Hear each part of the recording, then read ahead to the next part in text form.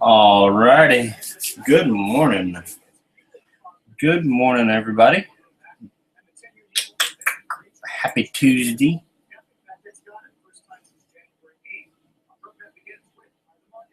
All right. Let's see here.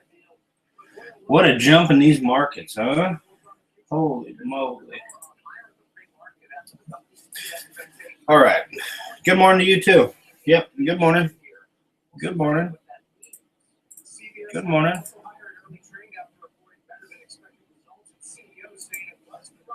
All righty. Returning a couple last emails here, guys, so we can get going. Just returning a few final emails.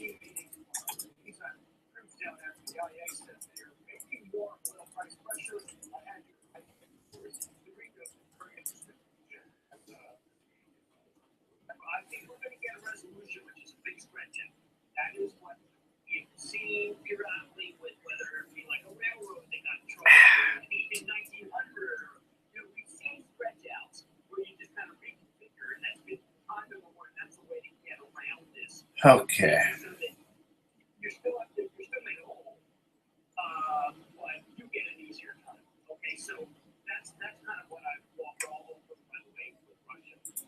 All right, guys. Any questions here before we start discussing some stuff? Anybody have any questions at all? Just finishing up some emails here, guys. Just finishing up some final emails here.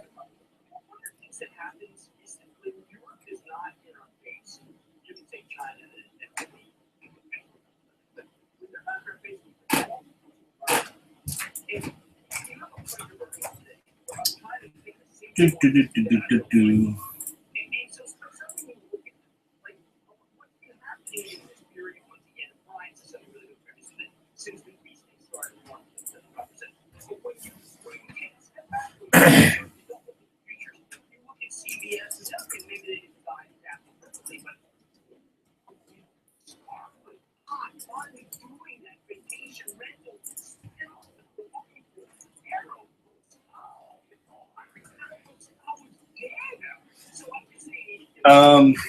Yeah. Remind me in about a half hour, and we'll cover that.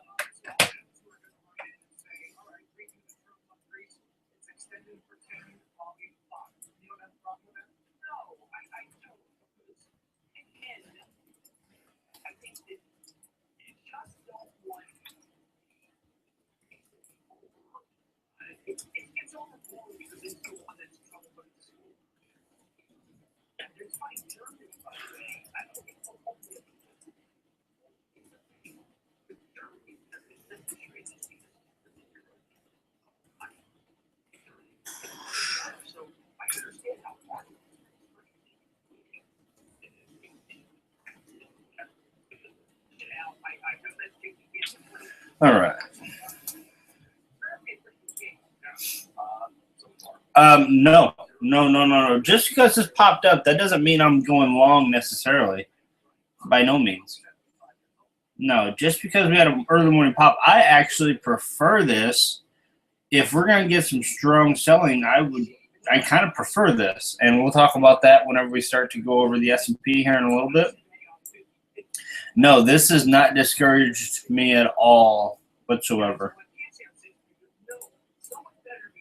This has not discouraged me at all.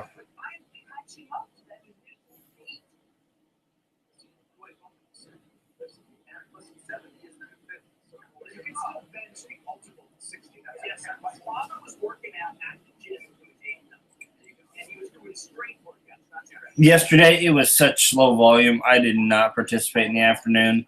We had our few positions yesterday, and we just kind of left it there.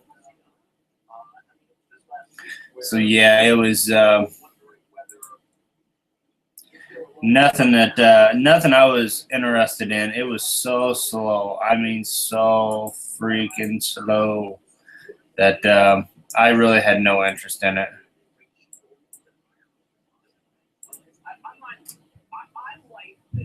Okay.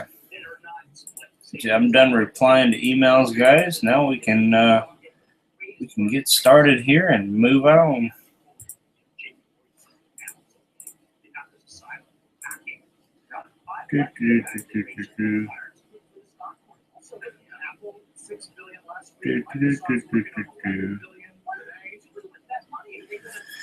All right. Yeah. No, it was too slow for me too. It was way too slow for me to get involved, so I wasn't either, bud.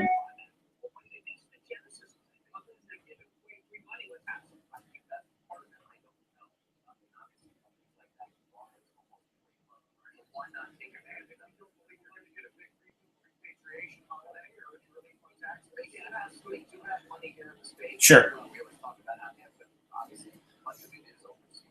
Here in about 3 minutes, we'll get started here.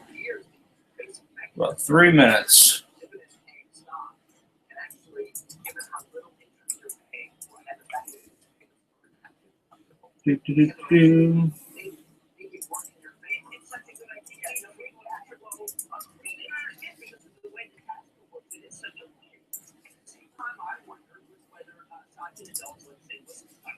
Let's see here.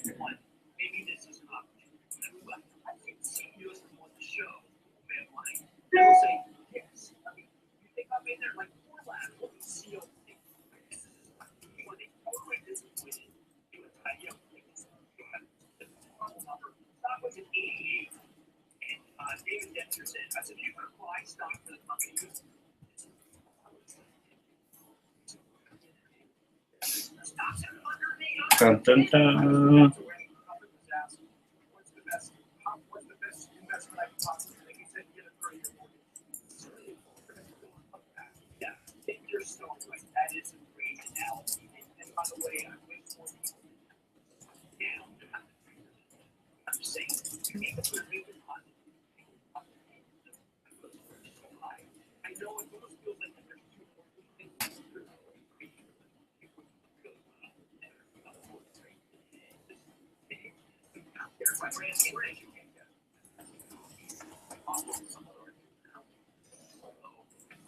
I'm ready to get started. We're starting to build up here, guys. Kind of like yesterday, it was a little bit slow getting started, but there's some people here now, so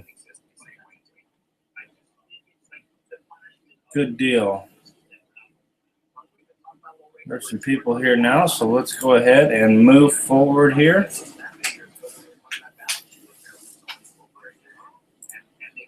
Let's go ahead and move forward here. There's enough for me to go ahead and start talking here. Oops, sorry, let me get this back up here. For some reason I got caught there. We have some numbers coming out here. Let me refresh this for you. Nothing too crazy. We had a long talk yesterday about, about the, the news coming out this week, so on and so forth. Fairly light week, all in all, with news. We do have a little bit of something, I guess, if you were to call it. There's a JOLT job opening coming out here in about 50 minutes. Coming out here a half hour after the open, and it has some minor stuff that comes out with it, like economic optimism and inventory numbers and whatnot. So the wholesale inventories, that is, not nothing crazy, but so there will be a little bit there at the 10 o'clock hour or 9 o'clock Central. So we will sit on our hands, a couple minutes before until that news passes and so on and so forth, but. Nothing that we're going to get too worked up over and anticipate today or the rest of this week. It's really a very, very mild week when it comes to news. So a good week to just focus on task at hand and some of the stuff that we're gonna cover. And there we go. Let's see here.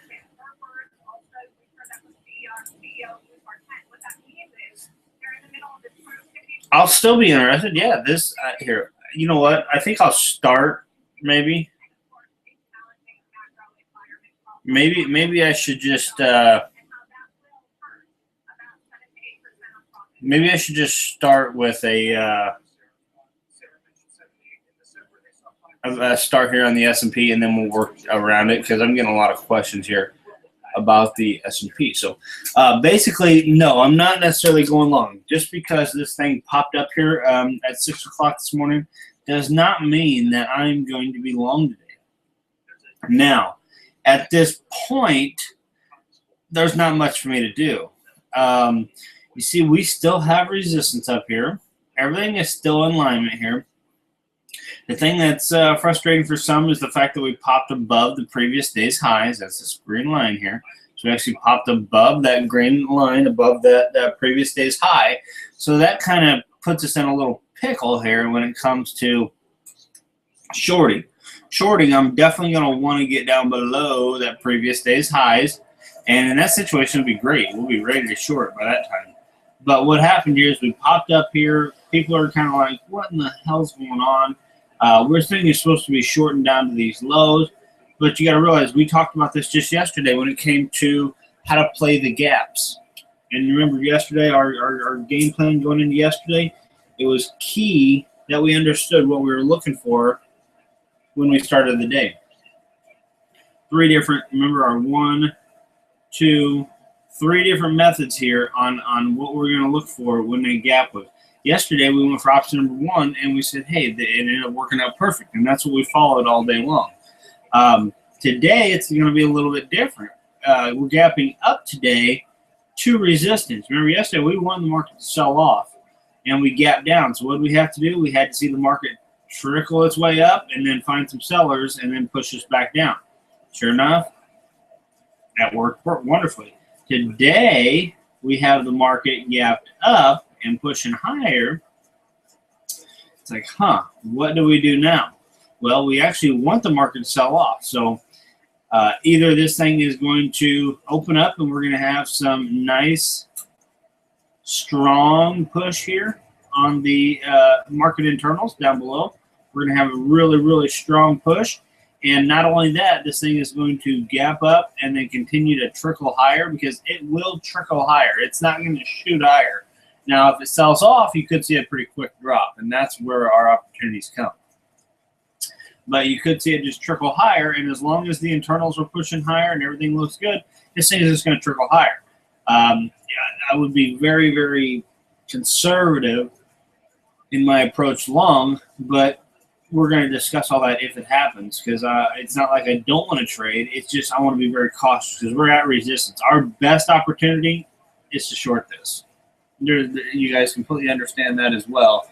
Our best opportunity is to short this. What I'm looking for here is this market to open up here, and what are we going to? We're going to gap up, let's just say 12, 13 points in that area if it stays right here on the S&P. So you're going to see these net issues gap up and the volume gap up and all this.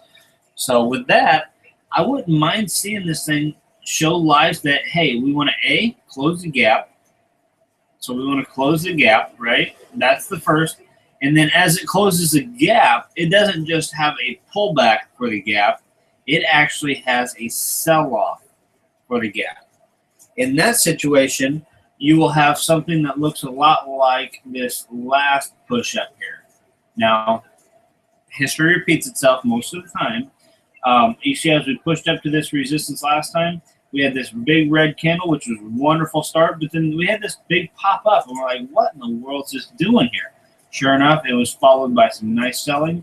That's what I'm looking for here. We had a nice little drop, little pop up here, see if we can get some more selling coming in here. Going into today and then tomorrow. So I am anticipating watching real closely. Is this thing going to sit here and consolidate, pull back slightly, and then start to leak higher while the internals leak higher? That would mean that we're having a bullish day. Or on this pullback, are we actually going to see selling? Are we going to see this thing trickle back? Trickle back? Or are we actually going to see some selling here? And that starts with the internals. Internals will just kind of sideways and just trickling back if this thing is eventually going to catch wind and head back to the upside. So we do have some feeling out to do, some experiencing to do here whenever these markets open up, because we don't know. does anybody even know what caused this? I have not found anything on the news feed. Can anybody fill me in? It's not that I ever care, because I really don't do much with the news. I just kind of react to whatever's happened. But does anybody have any idea what happened there that caused that thing to spike up like that? I don't think so. Anyways, so another nice little pop up there, and sure enough, here we are consolidating. So I'm not expecting much to happen until the markets open up here in about 13 minutes. Once they do, we're going to look to see if this thing wants to consolidate and trickle higher, trickle lower, and then start to trickle higher, pull back, and show us signs of wanting to go ahead and sell from resistance again. Okay. I know it's not anything that, normally we like to lay out a plan and say, this is what we're looking for, this is what we're doing.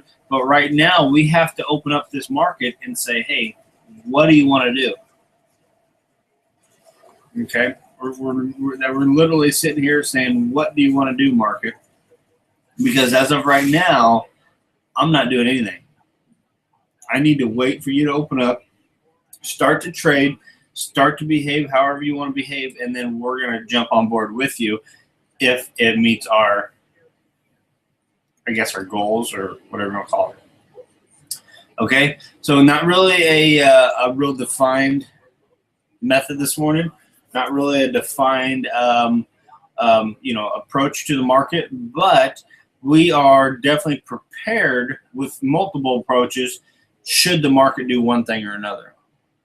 So, if the market, wants to trickle higher, we know what to do there. If we see a pullback, we know what to do there. If it trickles lower, we know what to do there.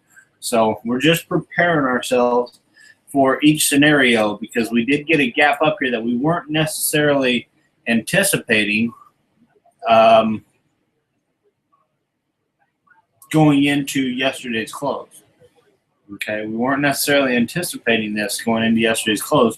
I expected maybe, open up here flat with yesterday's close or whatever, but that is absolutely not the case. So, anywho, with all that being said, let's take a look at a couple other things here.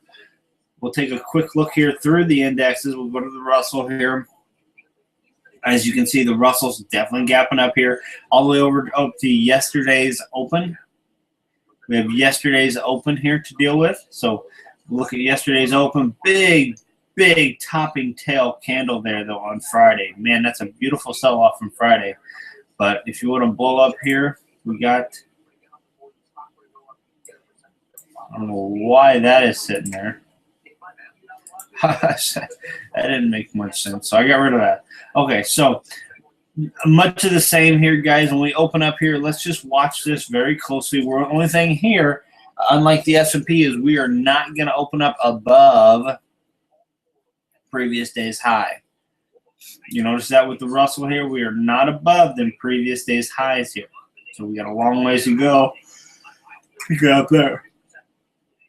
Sorry about that. So we got a long ways to go until we can break through them previous day's highs. So we don't have that issue. So if there is selling that comes in here, maybe the Russell, maybe a little bit easier path.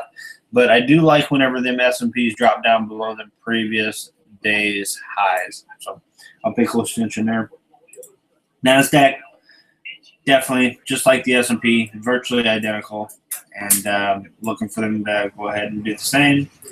The Dow, much like them. So you got the Russell here is holding kind of lower, and then you have the other three indexes that actually popped above their previous day's highs, tested it, and bounced off here early this morning. So definitely something we're going to watch here, guys. Let's see if we can get all of them in alignment and start trading in the same direction and possibly get something out of this. So much of the same analysis, whether you're a Dow trader, NASDAQ trader, Russell trader, or S&P trader, we're going to do the same thing for all of them. It's not like one of them's crazy out of whack just because the Russell's not popped as high overnight.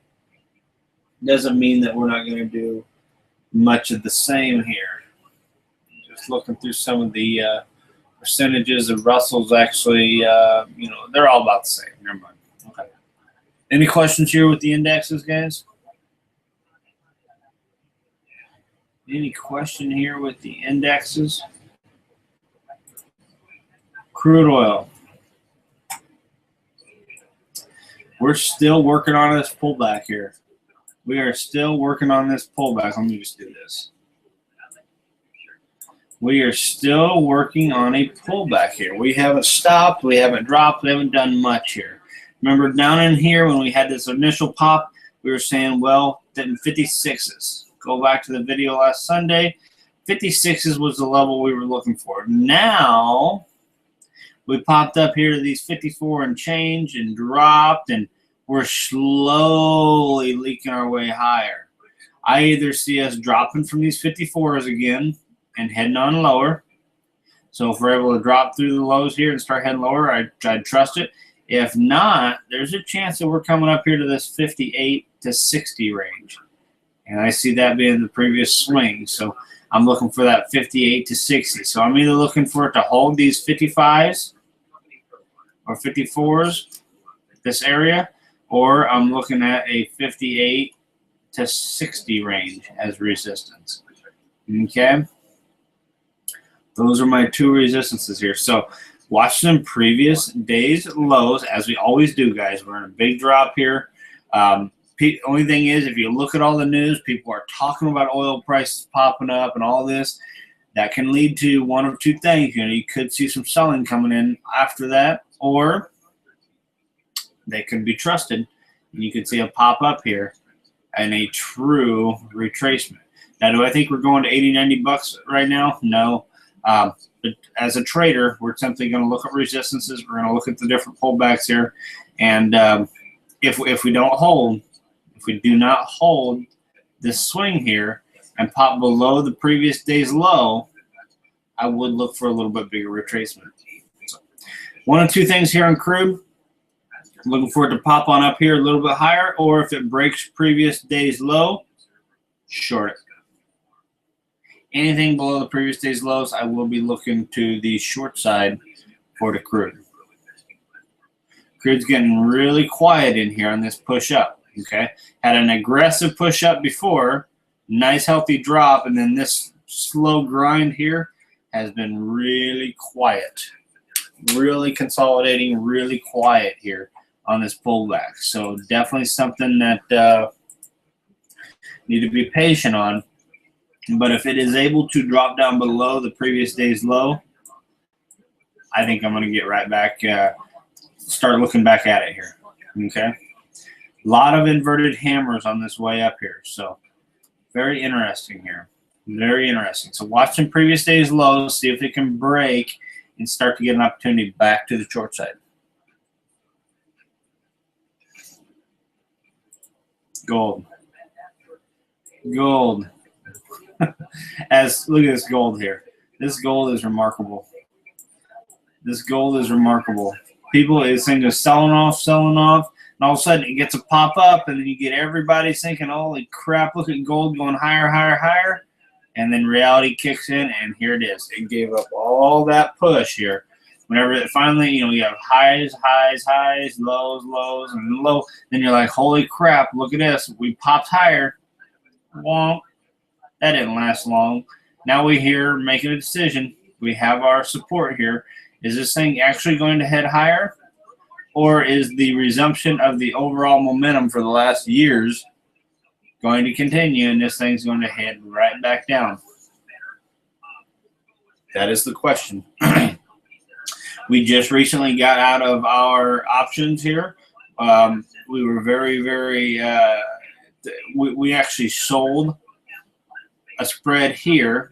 Or no, we bought a spread here for the market to drop. It did not. It popped against us, found the next area of resistance. I sold another credit spread against it to eliminate some cost and reduce our cost basis and to give ourselves a shot. Sure enough, as this thing trickled down, we made money here, scratched out here. Net, good trade. But we noticed here, as we didn't hold resistance, what did we do? We didn't freak out. We looked left, Find price structure. We found some resistance over here. So we got this thing to pop right on down. After some time, you see the first little pop out here. This was the first time this thing has really popped higher. You see, we're just walking our way down here, and then all of a sudden it pops higher. Is this thing going to go to the moon? It is very unlikely to go to the moon without doing some type of retest. Okay, so as this thing did not hold here, popped up, look left, find resistance, get this thing back down to retest before it's either going to pop higher or just resume its overall move here. Okay, so not much to talk about in gold right now because we're kind of at that area where we don't really know what this thing wants to do. Is it going to continue to drop? Is it going to start to get a bounce from here? It's really, really, really tough to decide what this thing wants to do. Okay, so wait for this thing to be a little bit more directionally biased here, and then we will look to jump back in on that. The only other thing I really want to look at is maybe the euro. Just like we've been talking about on crude oil for this big old run to the downside, watch the previous day's low. If you break through it, go with it. Sorry about that. If you break through the previous day's low, go with it. That is the best way for me to basically describe that. If you're in a big uptrend and you break the highs, you go with there. If you break the lows, see, in this downtrend, every time it breaks the previous day's lows, just go with it. Every day, break the previous day's low, go with it. If it doesn't break the previous day's low, there's a good chance you're pulling back or you're consolidating. That's all you're looking for. You have them lows, lows, lows, lows, lows, a trend. Oh, it fails to break the lows. You're either A, consolidating, or B, you're actually pulling back. Either way, that's what you need to watch for. And the opposite to the upside. If you're in an uptrend, watch the previous day's highs. If it continues to break through the highs, you're still trending. If not, you're in a pullback. So it's a very, very common sense way of thinking about it, but a lot of people don't think that way. They're always trying to determine, well, we're in a downtrend, let's go with this. Well, that's not always true. Sometimes this market wants to retrace or it wants to consolidate, and just watch them levels. And the reason we use them levels because everybody sees a previous day's high, previous day's low. It's not like using an intraday swing. It's a major level that people see every single day that they look at their chart. So just something we like to do in here. Something we like. That's kind of the thinking that we have as a group, and it's been working pretty well, and we're going to continue to use that. So watch some previous day's low. If we break through it on the euro, start looking short. Basically that simple. Any questions here, guys? Any questions here? Anything we can cover?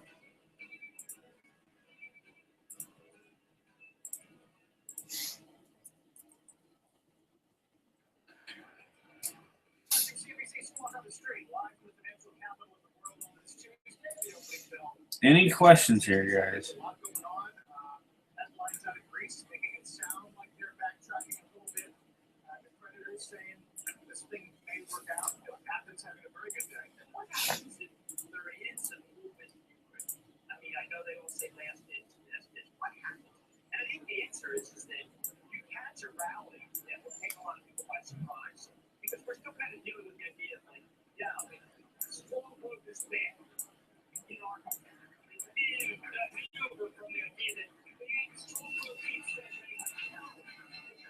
All right, let's watch these S&Ps.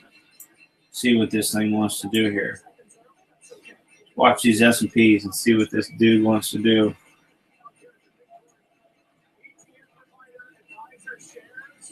All right, we are open here. We are open. All right, market, what are we to do?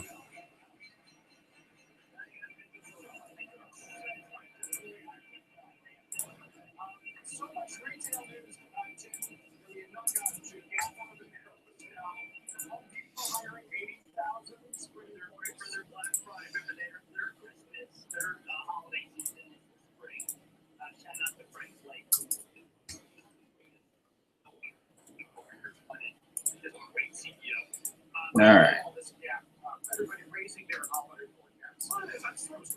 I'm always ready to trade, bud.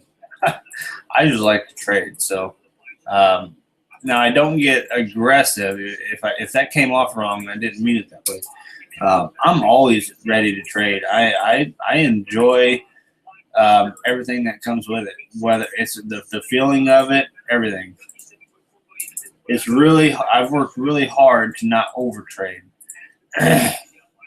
So I'm able to be patient enough. I don't have to trade, but yet whenever time comes, I'm very, very, you won't see me hesitate if something meets my rules. If it's something that doesn't make me feel good and you see me, if you hear me hesitate, that means I probably should not be trading because I just don't trust it. But most often, if something meets my rules, I'm going to be one of the first ones to be ready to go here when it comes to trading it. So, yeah. Yeah, I enjoy the aspects of trading.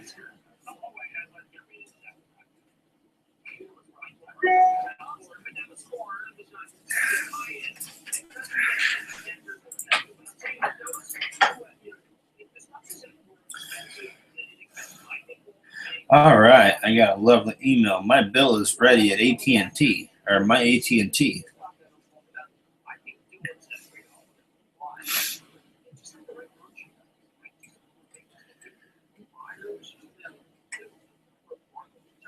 I was worried they wouldn't send me a bill this month. But sure enough, they never fail.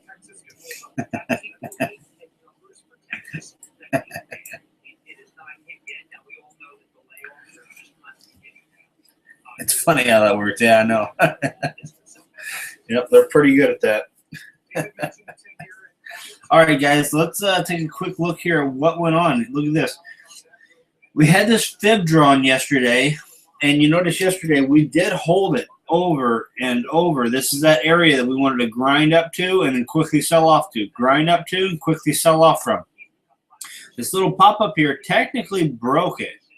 You see here, we technically broke that 618. So I need to get rid of this, but we technically broke it. So it kind of came up here into no man's land. There's nothing sitting here that's that shows that it should have stopped there. So I'm gonna actually, I'm gonna treat it like it's supposed to be. I'm gonna take it off there because it's been broken successfully. Now we just need to be real patient here.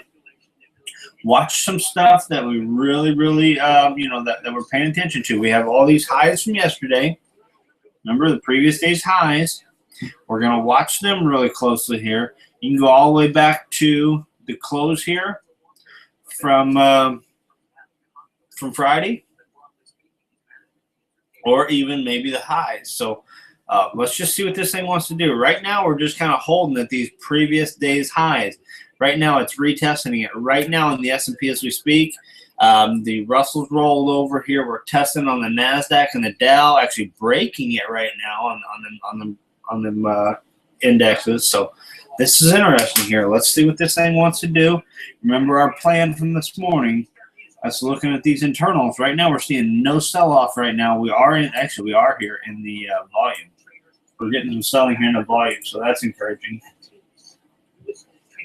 But let's just watch patiently how this thing drops.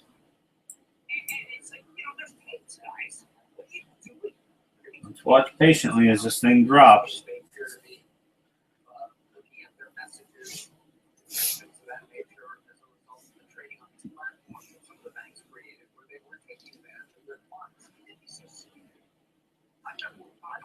Awesome drop there in the Russell.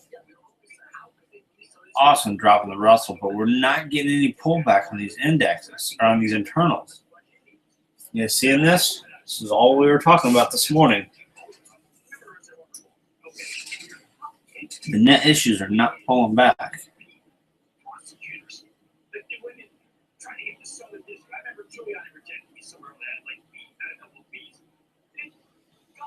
Starting to get a little bit. Let me take a look at the Russell here. We got Russell. Man almighty. Just watch this Russell, see what it wants to do. We have these swing lows. We could find that support. There's some selling. There was some selling right there.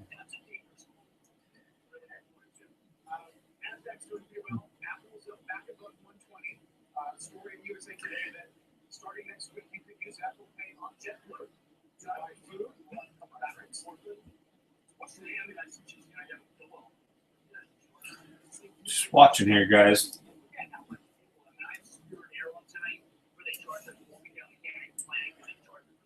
Good drop here towards that gap. Got a pretty good drop here towards the gap fill.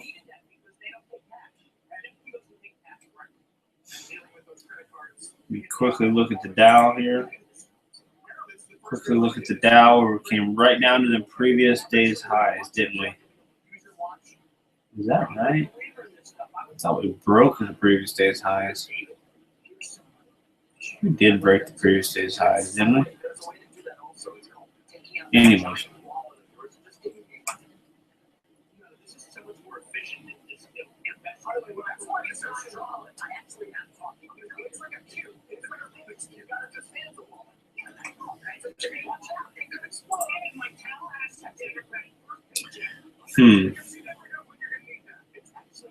I'm contemplating here on the Russell opportunity.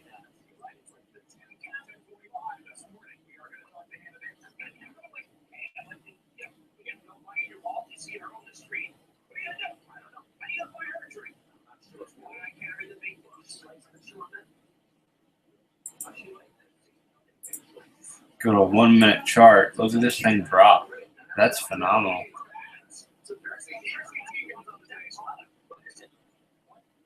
Looking for that gap fill. We didn't get much of a pullback here. Didn't get much of a pullback here to get us interested yet.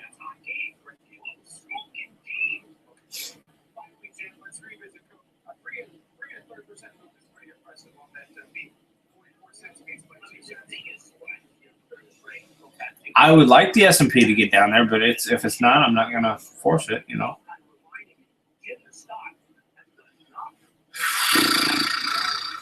Boy, what a drop. I am a little torn, guys. Let me explain here. I'm a little torn on what to do here because, you know, my eyes are telling me to short this, but then, you know, I guess my heart's telling me to short it, which is not good. But my eyes are telling me that we've only pulled back here to plus 500, a little more. So we don't have a big pullback here on the internals yet. There's a nice little drop there. So now we're starting to get a little drop. So that was, I am looking for a little bit bigger drop here. And that's starting to get a little bit of one. So it's a little encouraging here. It's a little encouraging. We're getting a nice drop here.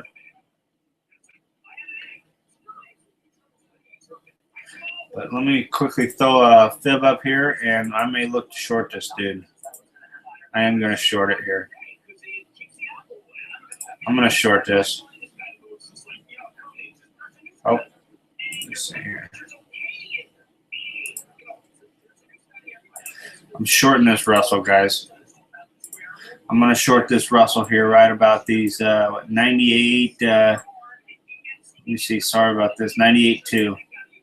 Man, I missed out. I got a little bit late on it.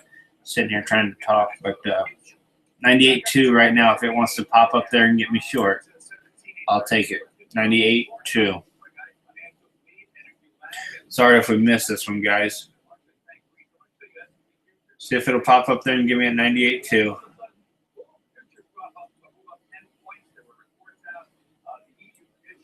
I was more worried about this, and I was looking at the wrong prices.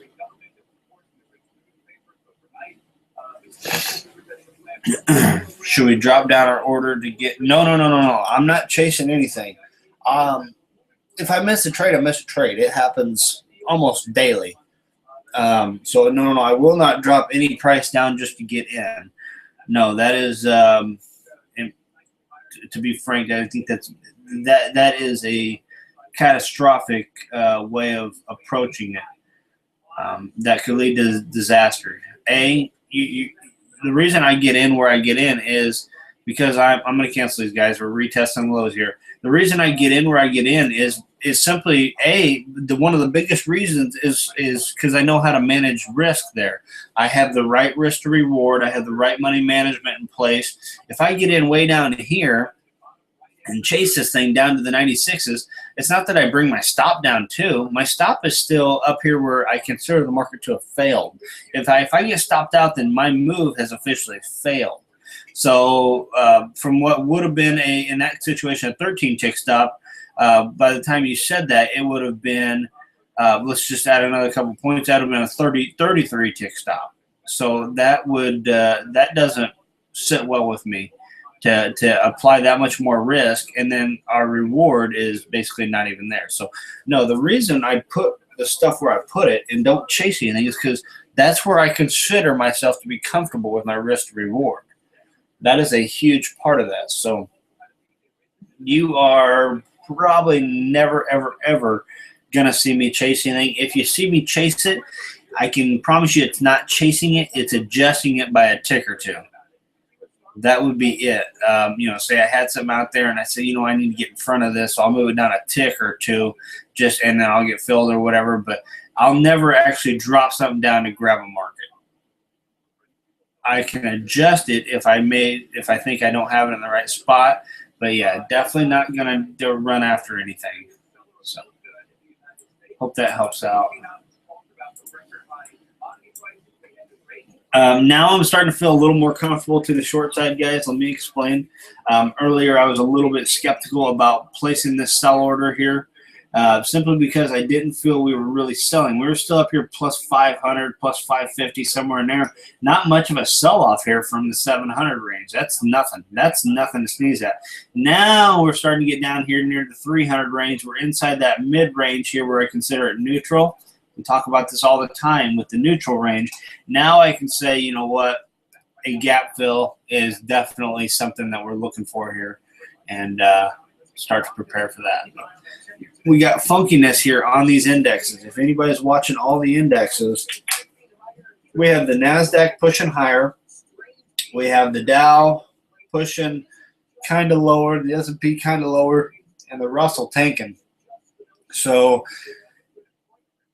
I'm not going to say it just yet, but there's a small chance this NASDAQ may hold these markets up. We won't know that for another 10 minutes or so, whether or not that's going to be the case. But it's quite often things will happen to where you'll have, let's just say 1, 2, 3, we got all four indexes. You'll have 1, 2, 3 of them pushing higher, and then 1 of them pushing lower. And common sense tells us that these 3 should pull this 1 up, but that is not what happens. It is not what happens. If you get 1 of them that's severely out of whack, it will drag down the other 3. And that's just how it happens. So I said I'm not going to jump the gun here and say, you know what, the NASDAQ's going to drag the other 3 up yet, simply because we haven't even formed our bar yet. I'm looking at a 15-minute bar. The bar hasn't even been formed yet. And everything's kind of still where it is. So I'm going to allow a little more time to go before I actually make a call like this, because it could impact what we do moving forward. So right now we're just kind of watching, just kind of collecting here and just being patient here. Target on what?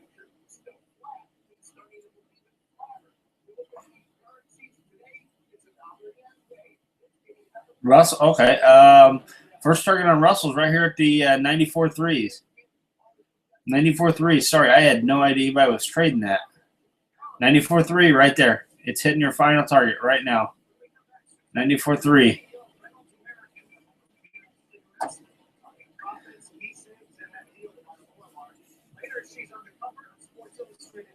I had no idea.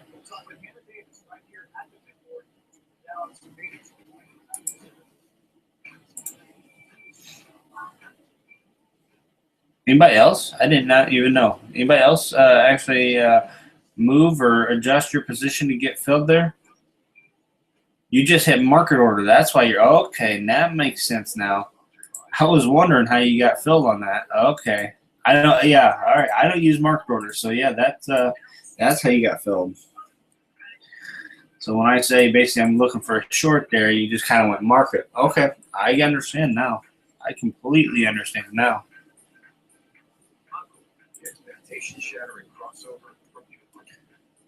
All right, see if you can get a fill here. I know it's teetering there at 94.3, 94.6, 95, 94.7.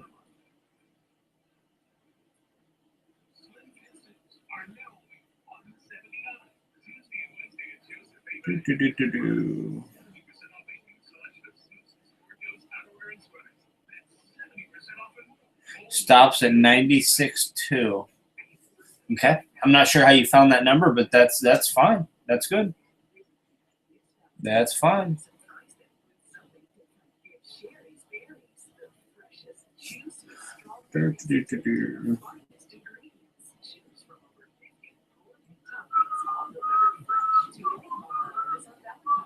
Plus 20. Oh, I see. Okay, so you're doing a nice round number. Okay, and that's fine. If that's how you do it, that's good. All right, what in the world are we going to do here? You see, we're just kind of lingering to the downside here, aren't we? We're not necessarily dropping like the Russell is. All right, that last bar on the NASDAQ, I told you I would come to you. It formed at a doji. It wasn't necessarily a bullish bar. It wasn't a bearish bar. It was a doji. But now we're getting a little bit of a pop here on the NASDAQ. It's kind of the same that we're getting here on the S&P, though. So not much to call yet.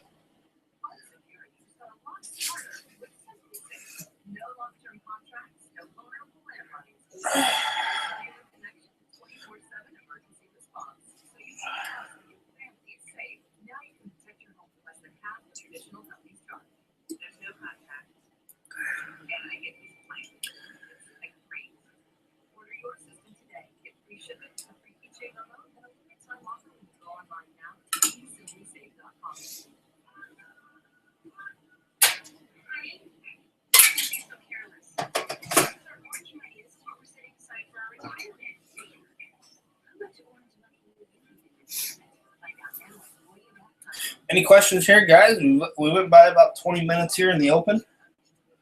Any questions? These markets are just kind of lingering. That's not necessarily a bearish behavior. Even though we've had a nice pullback here on the internals, I want to see a sell-off. I want to see a drop. And I'm still curious if this NASDAQ is going to hold these markets up. See here, we came down 50%. We're holding here, guys.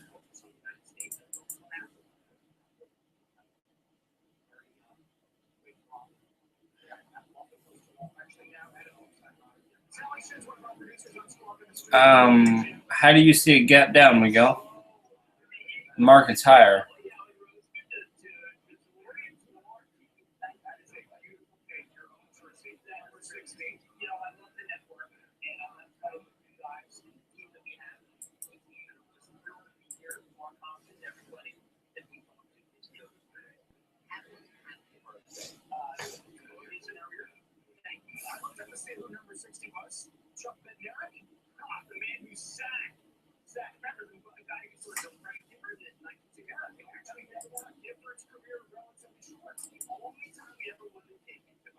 A gap down though, because this market is definitely higher than it closed yesterday. And what I call a gap is, yesterday's closed low, and we're trading higher, so it's a gap up. Is that what you mean? You just called it something different? Okay, cool. We're on the same page. No, there's definitely a gap. Definitely a gap up here. Main thing that I'm looking at right now, guys, to keep you on the same page as me is I keep on looking at this NASDAQ. Keep looking at this NASDAQ. And I don't know if the Russell's going to drag us down or the NASDAQ's going to drag us up, but the S&P and the Dow is sitting basically the exact same level. The S&P and the Dow have the exact same price pattern, same everything. It's the NASDAQ and the Russell that are battling here. The Russell's trying to pull us down, the NASDAQ trying to pull us up. Who's in charge? As far as the market internals, I do not have a directional bias here. We are in neutral zone. We're in no zone here. We're, nothing too crazy here.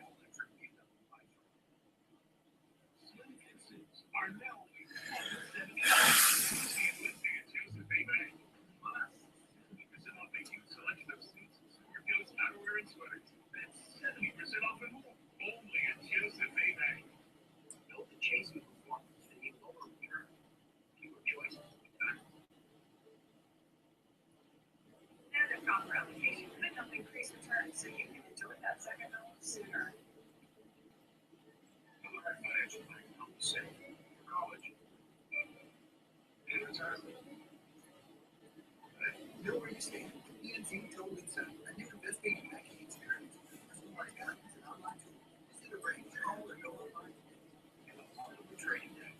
Crude's coming down there towards them previous days' lows. Crude's getting down there towards them lows.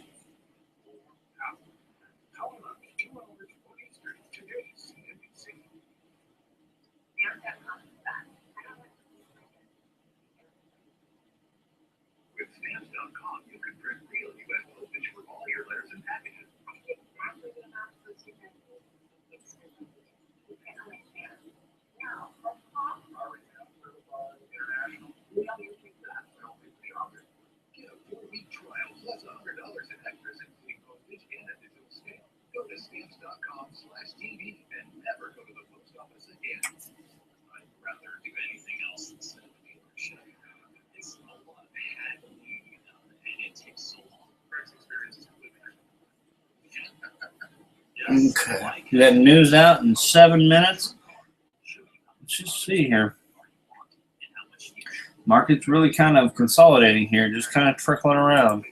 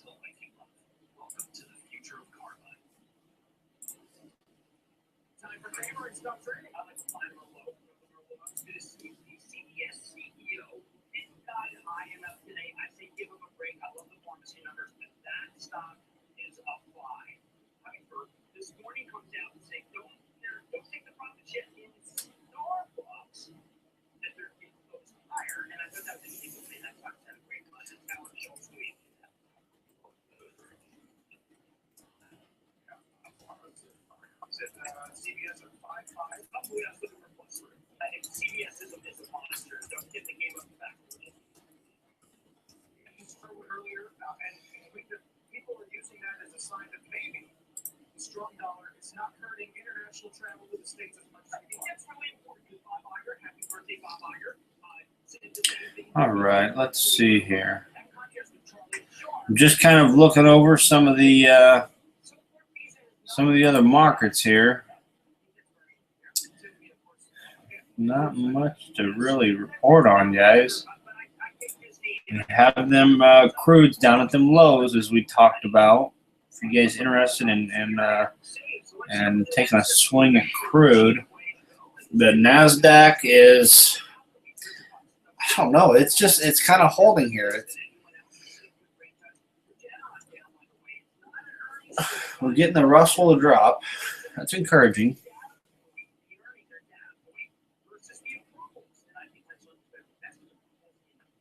Just very curious here.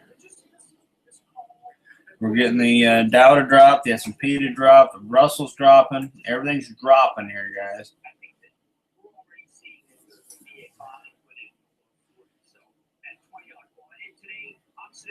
All right, we're getting a nice drop here. This is an awesome drop here. See if I can get a quick pullback for an opportunity. If not, I'm going to have to cancel it because of the news. Even though it's not much, it's still something, you know? The news is still something that could have an impact on this. Got an order here at 50-50. Got a conservative order out here at 50-50.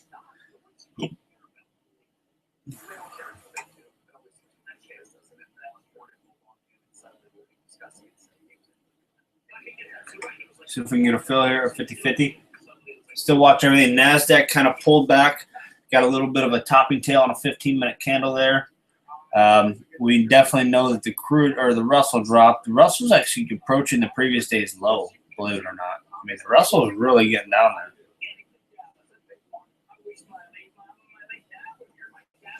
One tick away from a fill here on the S&Ps. I would like it to happen in the next minute or so if it fills. Crude is dropping. I'm going to watch crude like a hawk here. I want to make sure they're not going to fake anybody out for it.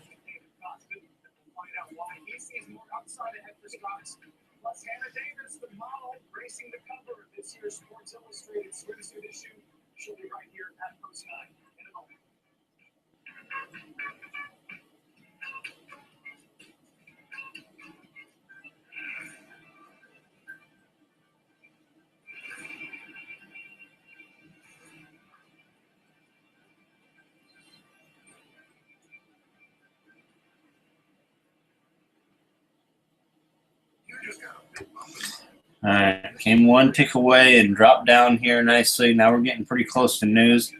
We wait until news passes, guys. I'll get a little bit more aggressive after we get this news out and look to get some fills here, guys. Two close calls here, just trying to weigh this market out because I originally anticipated if we get a pullback in the internals like this to see a drop and then a pullback. See, this is what I'm looking for whenever I talk about a drop. It's not this bleeding market like this. It's an actual drop that's a healthy sell-off here to match the internals, okay, to match this drop. You see here how we just kind of chopped here? That's why this market just started bleeding. And then here, look at this nice healthy drop here on the tick. That shows some nice healthy selling right there. So that's the difference. This is something we talked about a couple months ago with pullbacks and retracements and all that kind of stuff. And we used the word clean, and that seemed to help people. Me, that's how I describe it. But I always feel that's way too generic for anybody who's not quite sure of what we're doing to use the word clean for a pullback. And I always felt like I was confused people, but I got some pretty good feedback on it. Whenever I say a clean pullback, that is not something that necessarily constitutes like this. This is not a clean pullback.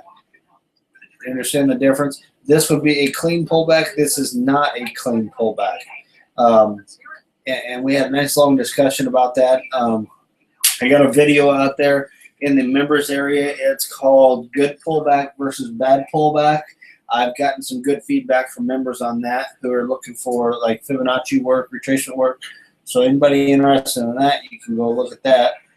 Let me quickly look at this crude, guys. Phenomenal drop. I'm looking at 2-minute and 15-minute crude charts, and this is just awesome.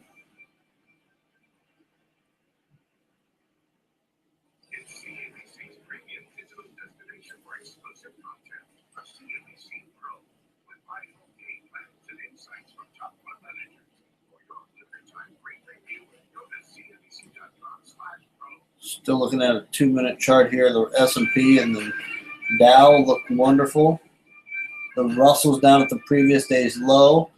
Man, we've been spot on our two positions, but got to get some fills here, guys.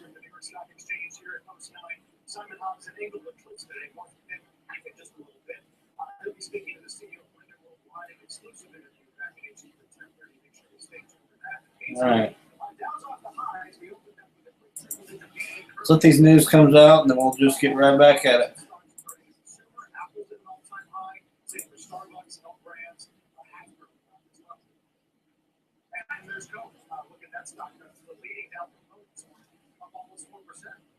Sharply higher. Investors' expectations were pretty low, and the company did manage to beat on the top and bottom line. I did speak a little bit earlier with the CFO of Coke. We'll have more on that for you guys a little bit later, including the impact of cheaper gas prices and how that helps. She said, spending. Let's get to the road back, though. Welcome back to GQS Equity Credit with David Constant. It is live here at Post 9. We'll get his take on the market. Find out what he's watching. Plus, Labor Secretary Thomas Perez reacts to new data just out on the jobs market. And the CEO of Reynolds American will be joining us live. Come on, Jolt job openings. They should be out. Anybody have the number? Markets really haven't done much. Nasdaq's getting a little pop here.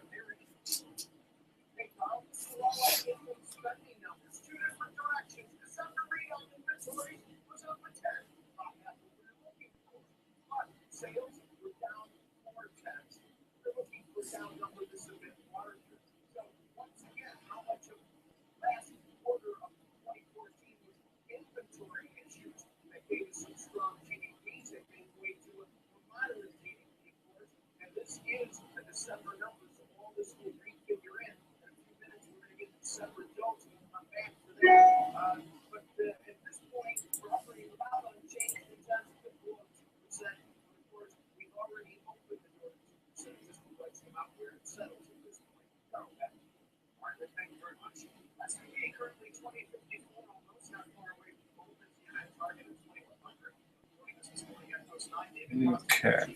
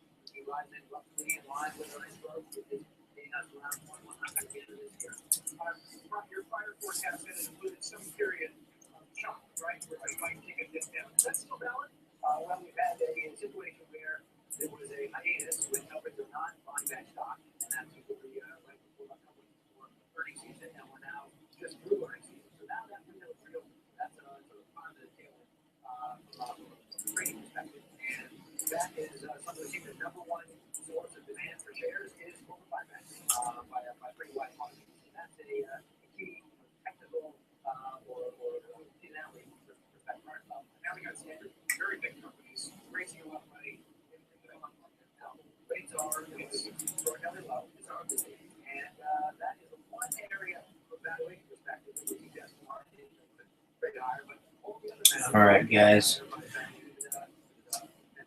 Everything passed already? Did that jolt number come out? Yeah, there it is. It's come out a little better than expected. I'll be damned. Actually came out a little better than expected. All right, any questions on where we're going from here? What we're looking for? I'm going to continue to watch these markets continue to go down this road. See what we can get here. See if we can get an opportunity here.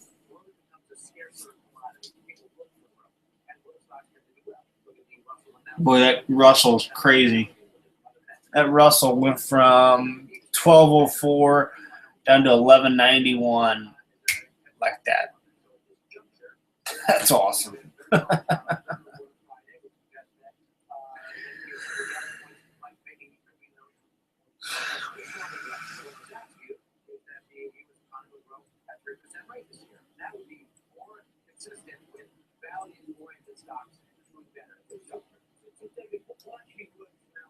Actually broke through the previous day's lows now. That is awesome. Awesome stuff. What a sell-off here. Is that Russell going to drag everything down? I would say it should. I would say it should.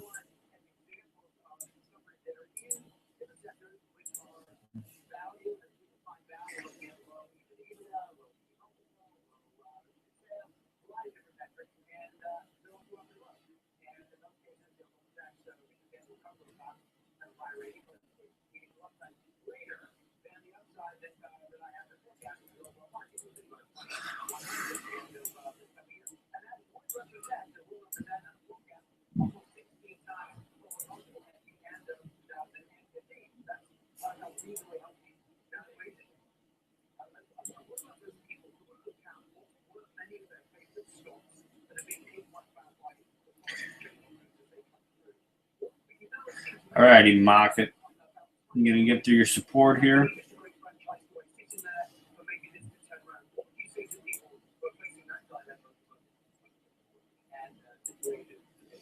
Have some support here. We can get through that support with some momentum. If that's the case, I'm going to be back in charge here at the short side.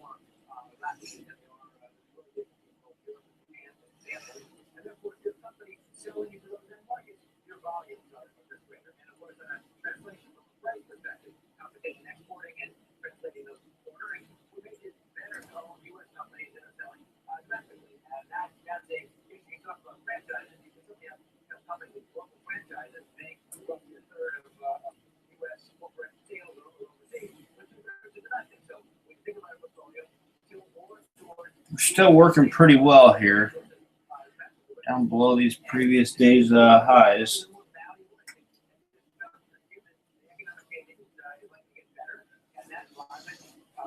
I'm looking at them. Bonds are just kind of holding right now. The bonds have been troubled with, individual sell-offs, short periods of time to the short side.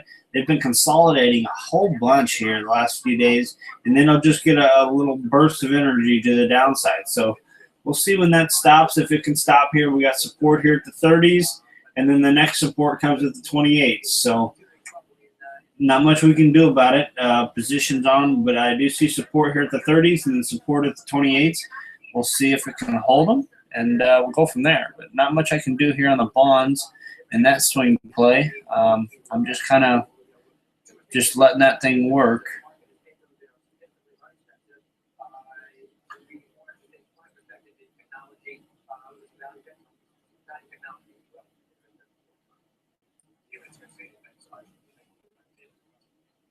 David Jeffers has some breaking news here on U.S. Hockey.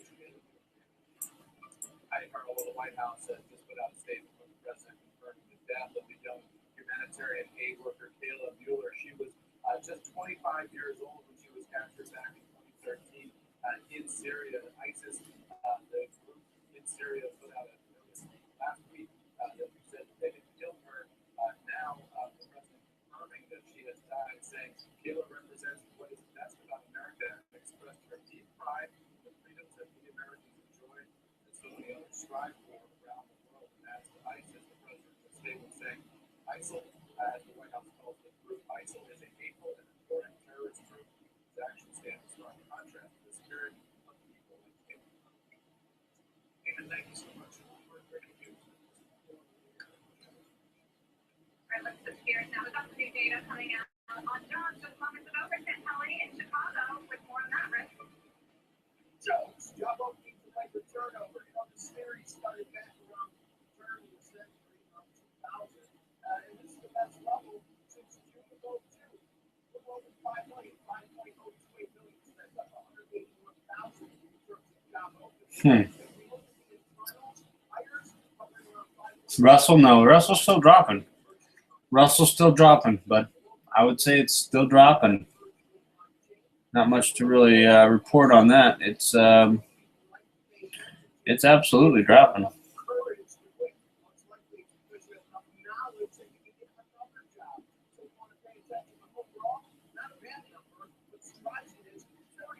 I'm still watching it. I'm looking to see if these S&Ps want to get a nice move, but everything's just kind of stuck here. I'm waiting patiently at this point. All right, thank you very much, Rick, for that breaking data. Let's get the first reaction now. Looking here, maybe the Russell wants to pull back and retest these previous days' lows. That would be acceptable by me. That would be fine with me.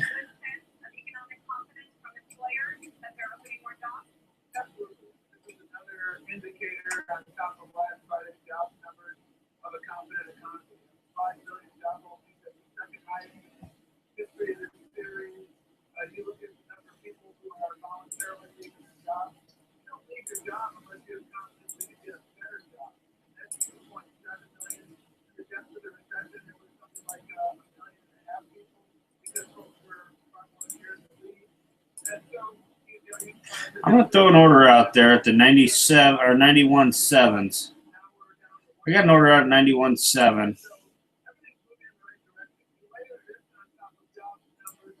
I put an order out at 91.7, guys. See if I can grab a fill here and then get this market to drop again. That's an order that's actually below the previous day's lows. That's in front of the 50% extension here. Grab this and pull this over for us. I like that drop here. We're still selling off here on the internals. Things are relatively still weak here. See if we can hold them previous days' lows. Very important level here, the previous days' lows, and maybe pop on down here. So I gave it a little room to play here. It's got plenty of room if it wants to move here, but see if we can get filled here. And then get some selling to come in below these previous day's lows. We're literally just a couple ticks away here at the highest from the fill. Literally just a couple ticks here. So there's a pop-up that should be able to get us a fill. See this tick popped up? Hopefully that gets us a fill. Now let's see if we can get it to roll right back over. Get it to roll right back over here and start to show line to the downside. We don't want to see this thing pop up anymore. I want to show life to the downside. We're right below the previous day's lows. We should see some selling here.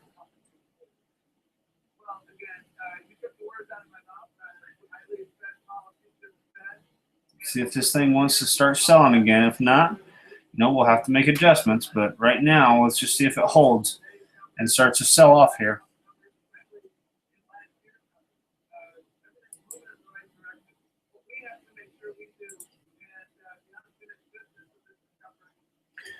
See if we can get this thing to sell on off here. We stopped here at our resistance. Let's see if we can get some selling here from the market internals. And maybe some selling here on the tick. Show us if this thing wants to sell here. The longer it sits at this price, the less likely it is to drop. So we want to see some selling happen fairly quickly.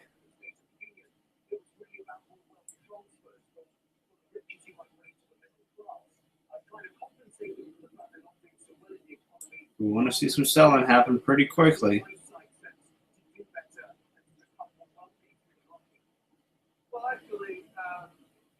All right, let's just see here. Not getting much selling here, are we? I'm going to look to take off a few ticks here, guys. See if we can get a small profit here. Not getting any selling just yet. If we pause and start to roll over, should be fine. But let's see if we can get this thing dropped. We're holding the previous days. Right now we're testing them previous days lows. See if we can get I'm looking for 91.2s here. See if we can just get a handful of ticks here.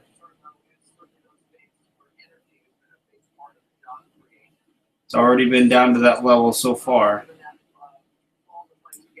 All right, gonna move it up. Look for 3 ticks here, guys. Nothing crazy. We've already established it here that we can hit that no problem. I'll jump back in here in a little bit if we can get some more selling, but right now I'm not willing to risk it right now, guys. We're still holding here. We're not necessarily pushing higher, but we're not selling anymore either. Not necessarily pushing higher, but we're not selling either.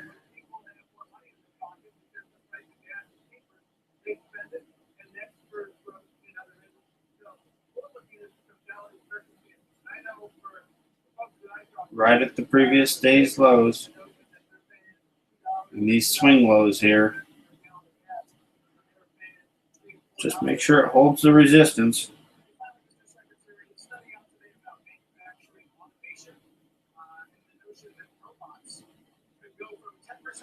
Them ticks are not dropping below 0.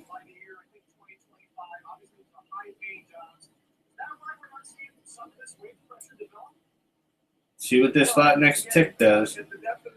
See what this next tick does. Can we drop below 0? I'm looking down here in the right corner. Are we able to drop below 0 here and show that this thing is ready to start selling off?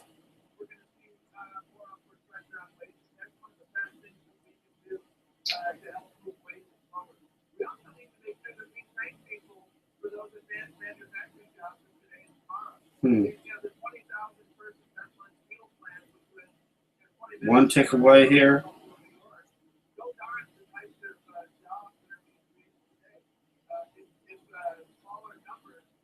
Just kind of stuck there, aren't we, guys? Just kind of stuck there. Let me move this up. I'm just trying to get out. There we go. I just got out, guys. I got out of the market here. Just going to wait for the next position here. This is a very prominent area. This is the 50% pullback from the extension and the previous day's lows. There should be sellers sitting here lined up to sell this. If there's not, let's get out. You know what? If it drops again, I will go with it. But you know what? There is nobody sitting here. I'm not going to continue to hold my risk here because it is less likely to drop at this point as it is to pop higher. So, guys, it's really hard sometimes to swallow your pride a little bit and say, you know what? It just didn't work out. What I tried to do just didn't work out. So I need to cut bait here. I need to get out of this and then wait for my next opportunity. So it's a really hard thing to do sometimes, but it's absolutely a necessity in trading. If something is not working, get out of tunnel vision, cut the trade off, and move on.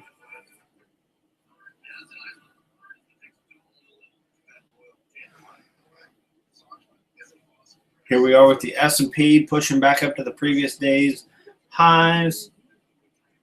Man, I'm ready for these markets to be kind of in line with one another. We have that NASDAQ just kind of holding these things up. I feel like that NASDAQ is just that market is just holding on and not letting go.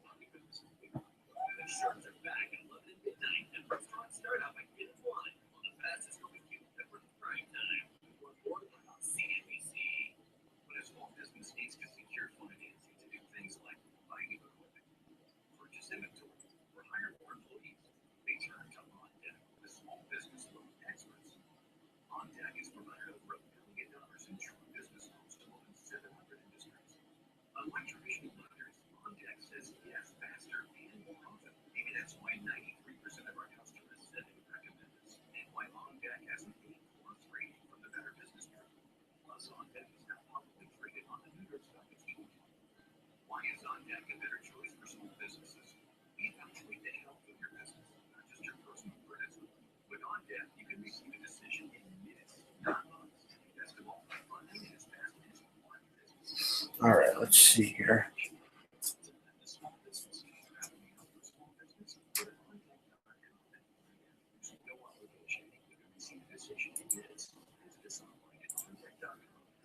Just kind of maintaining here, aren't we, guys?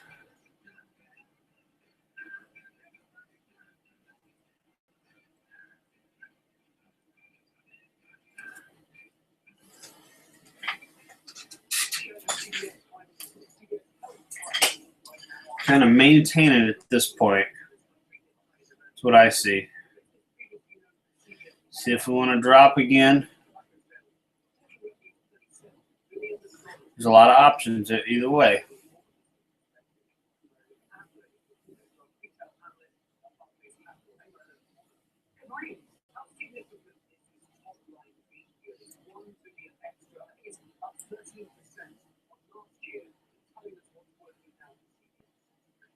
I think, we already knew that they had a decent selling season for the PM growing. I think they did say that the impact. I'm just looking over some of these markets right now, guys, on another monitor. Just kind of blowing them up and taking a look here. I'm looking at some stocks that it's been pretty quiet though, hasn't it, guys? It's been pretty darn quiet.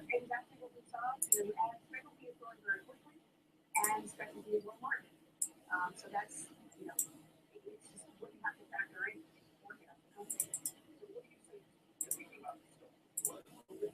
Yes, absolutely. And what I've been saying to people is that There's been okay volume today. I mean, nothing to sniff at, but it's okay. We're probably averaging somewhere around 8,000, just over 8,000 to 9,000 contracts traded every 2 minutes on the S&P. That's not awful. We can manage that. That's not awful. We can definitely get by with that. Having a little bit of a lighter bar right now, but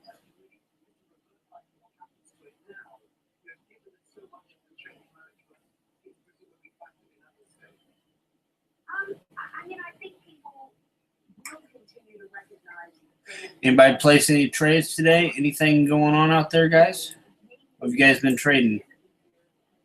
What have you guys been trading today?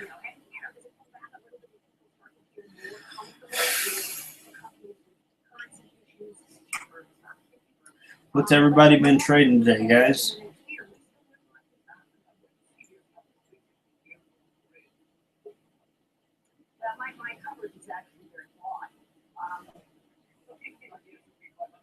Two Russells.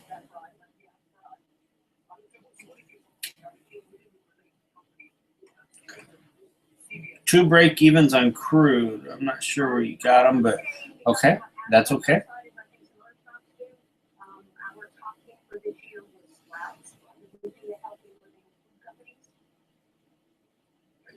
Guys, I'm watching the euro here on a 2-minute chart. The euro's got a little bit of a wedge forming here. See if we can break to the downside here.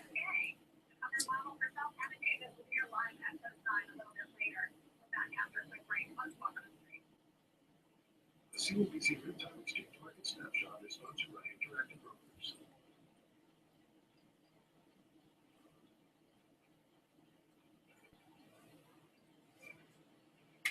See if we can get this thing to move. Interactive Brokers, the professional gateway to the world's markets. Why do people invest? They invest for what's next. That could be a college dream, a new priority, an active retirement.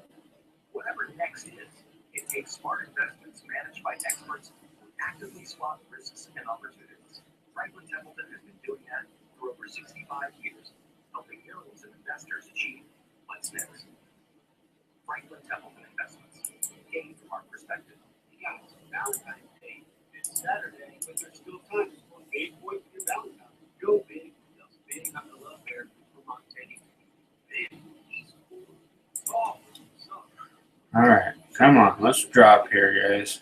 Let's get a drop here. Love bear from Montana. There's no ordinary Valentine's present.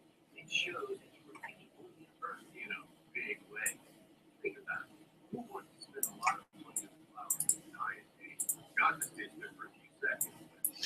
Is this thing showing signs that we may want to come back and test some previous day's lows? Every bear is guaranteed for life. Not this big. Go to VermontTeddyBear.com. Call now and order your Valentine. Giant big on the love bear. That NASDAQ is consolidated and consolidated and consolidated and consolidated. Just crazy. I'm watching the euro here pretty closely, just seeing if it wants to maybe grab some some sellers and roll on over here.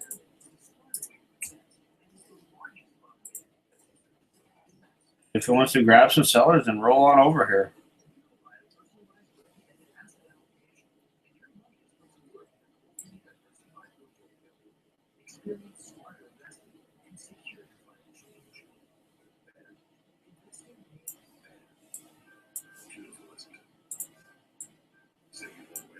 Anybody have any questions so far on today?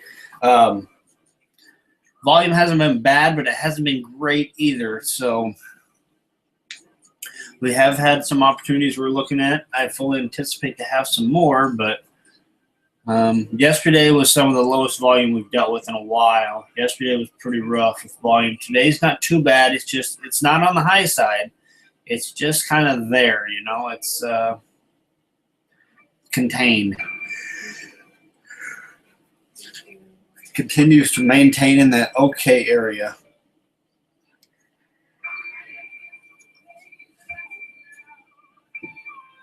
That crude is just performing wonderfully to our plan this morning. It just dropped, consolidated, and dropped again. All right. Euro, man, look at that. We're going to drop in a Russell so we can get another drop in these indexes. Look at this internal. Let me, I need to quickly pop over to some of these indexes real fast, guys. We're getting a really great drop here. start here with the S&P. We're starting to drop down below that area of support. Let's see if we can get down here and test the bottom of this channel, come back and retest this resistance and short it at this point. So we've got a few minutes to wait there. Russell.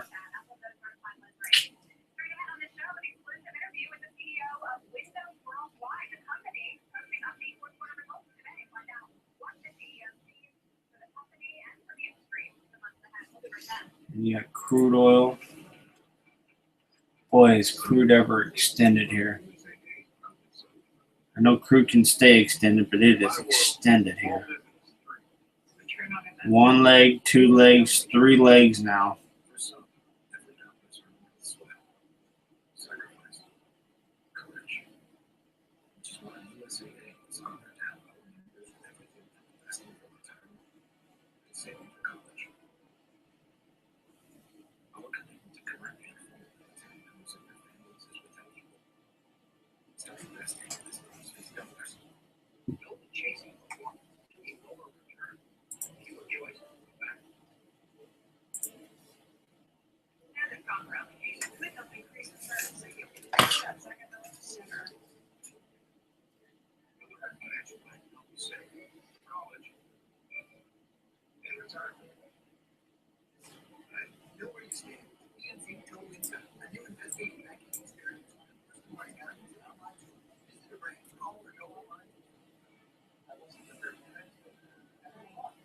Maybe getting a little drop here in the euro.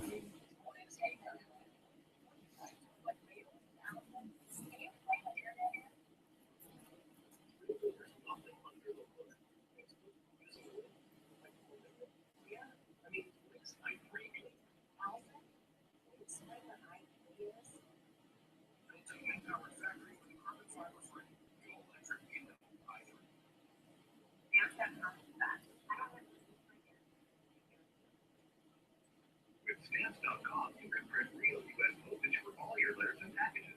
Get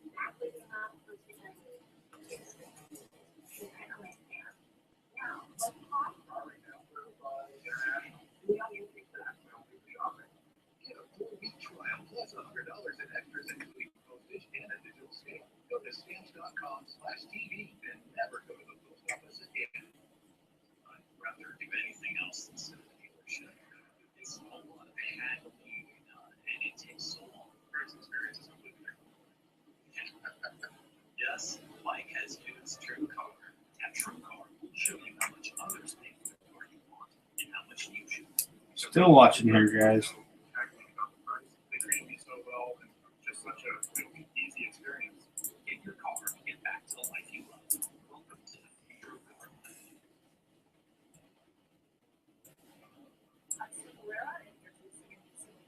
I don't care. Yeah.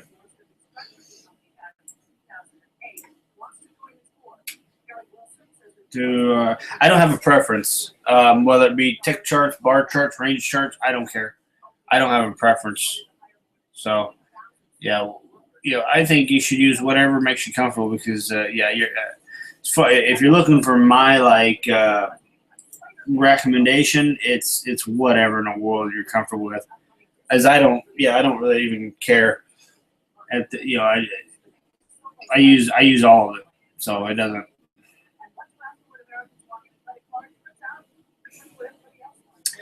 Yep, I don't really have a recommendation for you because I'll use all of them. Guys, we definitely getting more drop here in the Russell. So I'm not going to try fighting anything, a fight that I don't need to be fighting. So if we're going to be short, and I am looking at the Russell here, it's just path of least resistance right now. Unless we can get a nice drop in the S&Ps, I can start looking there again. But no sense in me battling a battle that I don't need to be fighting. So.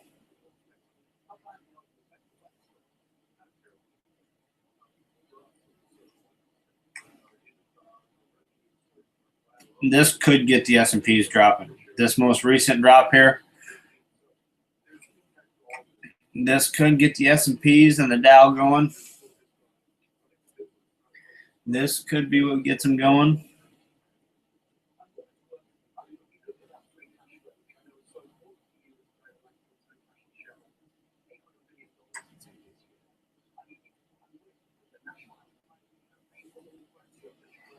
This could be what gets them going here.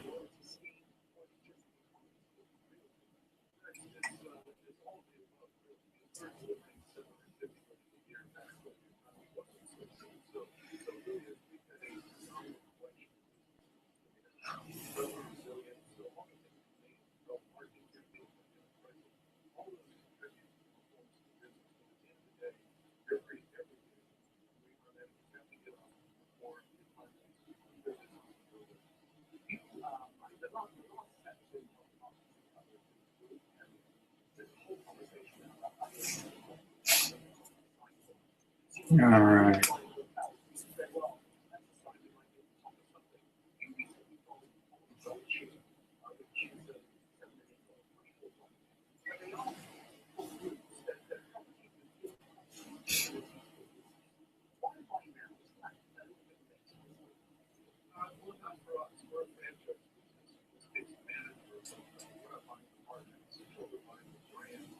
Let's see here.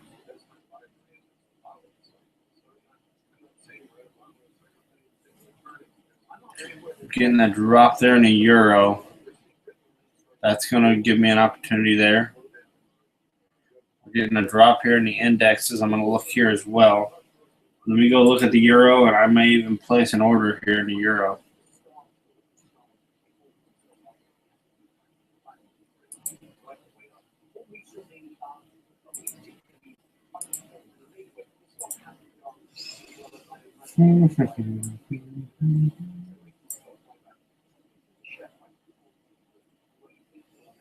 All right.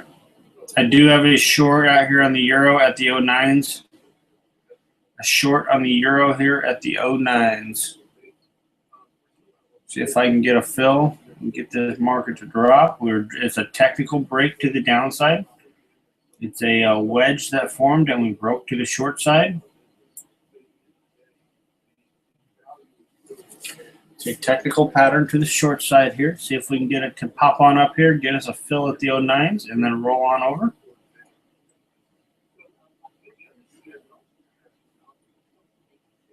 It's semi-aggressive because we're not below the previous day's lows, but from a price pattern standpoint, it's a very technical pattern. So we're testing our order here.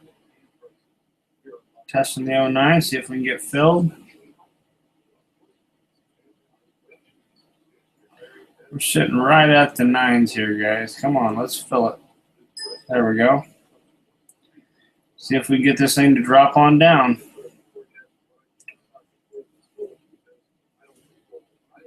See if we can get this thing to drop on down. So the highs here at the 24s, the lows are at the, so we're looking at about a 24 tick move here. So let's give this thing a little bit of time here. Give her some time. It's either going to drop or it's not. Let me pull this over here. Well, look at this thing. It's on a mission, isn't it? It's on a mission. Does it not want to drop for us? It may not want to drop for us. It may just want to. Oh, there it goes. Yeah, it just didn't want to drop, did it, guys? Okay. That's fine. I'm not going to argue with it. It's officially popped back up here, though. So let me get rid of that. Nope. Nope. Not gonna jump back in, bud. Nope. Not get back in. No. It was the pattern. It was a clear break. We had a nice little wedge form, and as it was forming a wedge, that was an absolutely atrocious drawing. We had a nice little wedge forming, and as it broke to the downside, it was a very typical break. We're just looking for a nice little drop here to the downside towards our area that we're looking for, the previous day's lows. It's something I'd probably take every time. So, nope, no regrets there. I'd take it again. So we'll move on to the next trade. we'll move on to the next trade, wherever it may be. This thing absolutely did not want to drop here, as you can see. It did not want to drop here. We are getting more and more consolidated, and what I was looking for was I thought that might have been the pop that got us out of that consolidation here. Okay? Does that make sense? I thought that might have been the pop that got us out of the consolidation. So, very good pattern here. Just did not pop out. So, we'll wait here. I'm looking at the Russell here, though. We're still paying attention to Mr. Russell here. Let's see if I'm going to look for an opportunity here as well. I'm going to put a seller out there, guys. Sorry to be so quick here, but opportunity calls here. I got an order out at the 81 or 89 ones. The resistance here is at the 89 fives.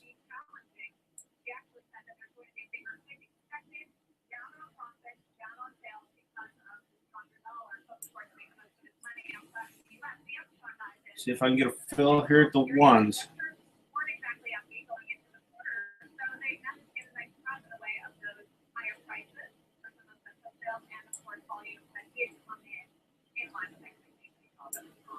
All right, see if I can get a fill here and get this market to start dropping again.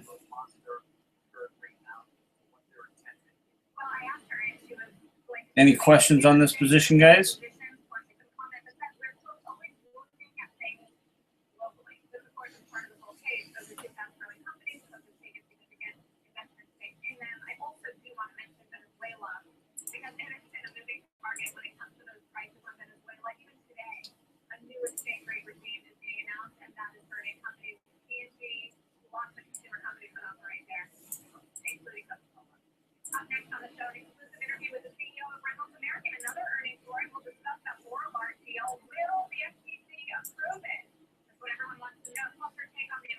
See if we can get a fill here. Hey, it's Hannah Davis. I'll be on Walk on the Street on CNBC coming up next. Your mom's got your back. Your friends have your back. Your dog has Yeah.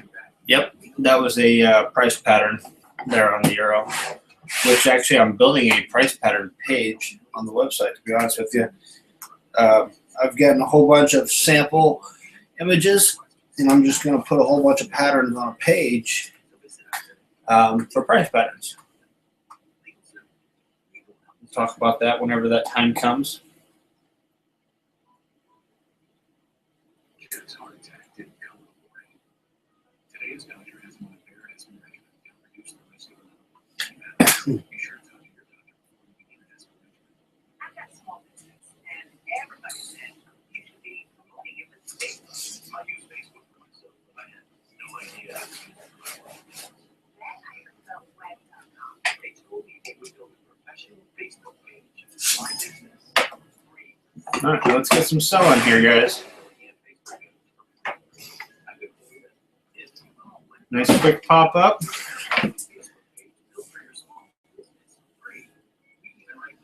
If we can get some selling. It's like I have this whole big social media department for my business.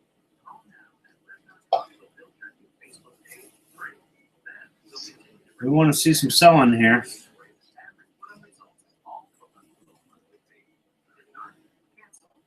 We want to see some selling here. You say it, we build it free.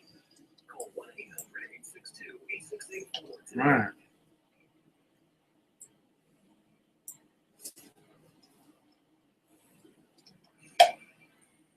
Come on, market. What are we going to do?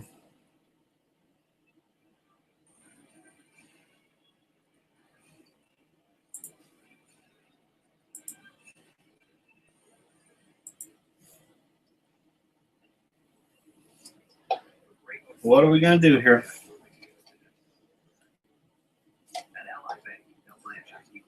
Boy, look at this. Not showing any selling here. Let's just get some selling in here.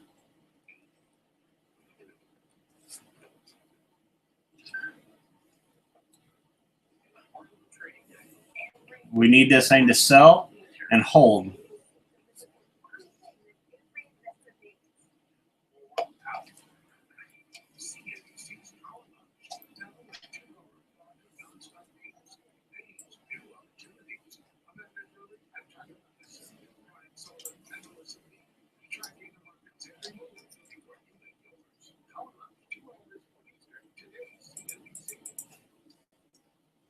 You're long right now, Miguel? See if we can get this thing to drop below 0 and hold. Okay. Well, we are battling then. Sure, we're using different time frames or something. I got my momentum going to the short side. Risky. You picking a bottom? It may work out. I mean, who knows? All we can do is manage risk to our comfort level.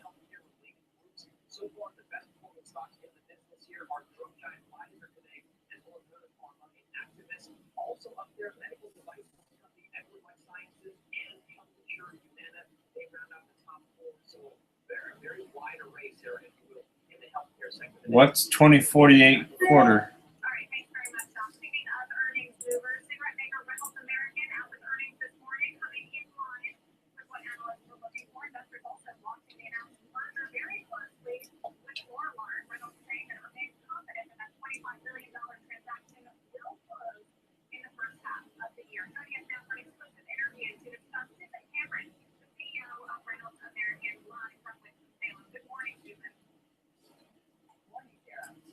Talk to me a little bit about the results and just how much of it is being driven by pricing, higher prices on these cigarettes, because overall they're still in decline in terms of sales volume, correct? Sure, Sarah. I think Reynolds American had a fantastic fourth quarter and a very strong full year. All right, guys, this thing gonna pop higher? And we saw strong market share growth on all of our key purchase brands. Certain cigarette volumes are declining as they have been for decades. We saw a 2% volume decline in the fourth quarter. It popped up and then quickly sold here. See if we can get some selling in this market. As an industry at large, cigarette volumes have been decreasing annually about 3 to 4%. You mentioned 2% in the quarter. See if we can get some selling in this market. This year and into next year as well. Not getting it yet, are we, guys? Expect it to accelerate at all. Just not getting that selling yet. Seeing that it quite a few past several years, we saw that in 14, and that's what we're looking at this year. And how's the tobacco consumer doing? Because you would think that cheaper gas prices put more money in consumer pockets. I talked about this with the CFO. Seeing us at resistance right now. Are you seeing that impact consumer spending at all? I mean, yes, we are, Sarah. As you know, we really are a domestic company, a domestic business. We don't have FX headwinds. And we are seeing that the reduced gas prices are biggest performing channel by far related to convenience gas. And the convenience gas retail Looking for some selling to come in here. robust sales. So that is a good influence for us. I know there's a lot of questions for you about this massive deal that you're trying to get done. Number 2 and number 3 tobacco company, you expect it to go through. There's some pretty good selling there in the tick. We need it to hold though. That brought on some big selling in the S&P and the Dow. See if the Russell sells off or not. Well, I think, what I can say is that it is not a transparent process, but it is proceeding as expected. We continue to be confident that it will close in the first half.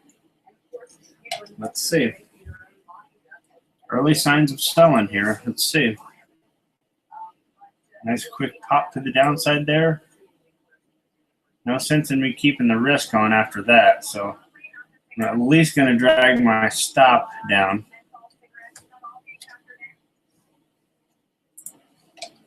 Let's just see. Who knows? It may not sell from here. Who knows? Look at that drop. We got a new low there on the Dow, so there was a lot of selling on the Dow there. See if we can grab it right here at the 0 and hold and start selling again.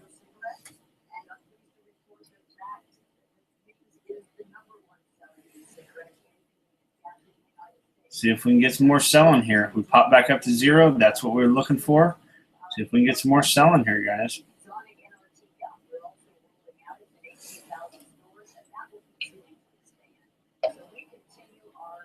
Right now, there's no selling in the Russell.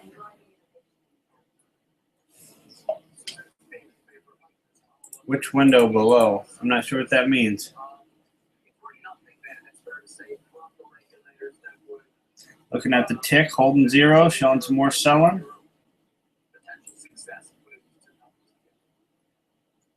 I mean, David, as I said, it's not a transparent process, and we continue to work with the FTC. Not really getting any more selling here, guys.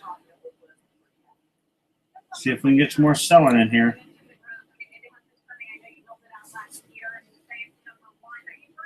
There's some selling. Lock in some profits here. Some quick selling there. I'm locking in profits here. See if we can get down here to these lows. Well, we do see the states looking at better. Locked in 11 ticks here. We're getting drops here. Starting to drop here. Getting some more selling. I have target down here at 86.2. I've locked in 11 ticks to see if we can hold it and drop on down to these 86.2s. That's basically just testing the lows down here. The reason I'm not going for the 23%, for anybody curious, is we are extremely extended here on a 15-minute chart. On a 15-minute chart, we're extremely extended here, guys. So not looking for home runs. Plus, we're getting down here, we've got bottoming tail candles here. So I'm happy to trail or take off at the previous swing low. See if we get another push here to the downside, that'd probably be enough to get us down there. If we get another sell off in the tick without getting stopped, that would be enough to get us down there.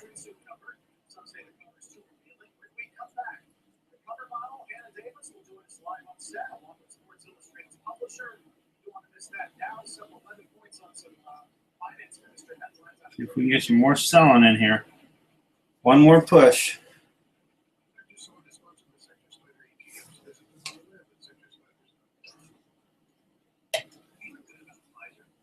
See if we can get one more push here. We're extremely extended here on the S&P or on the Russell here on a 15-minute chart. So I'm not trying to get too greedy here, not trying to look for too much. We're not showing signs of dropping here. Let me take off some profits here, guys. I'm out. I'm out. I'm out, guys. I took 20 ticks out of this thing. Right here is our target. Right whenever I did that, we dropped right down to our target and filled.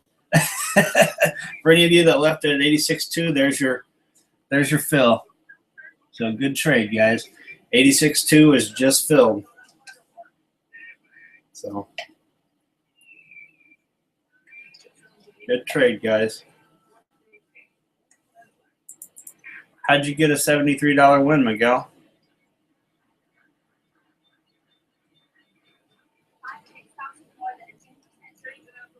$73 win? What are you trading? You can't have a $73 win.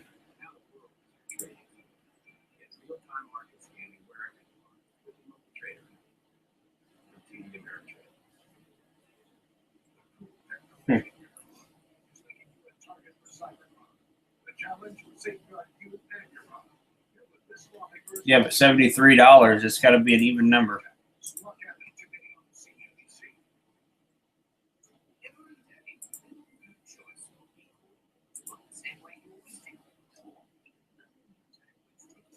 We made $210, one contract.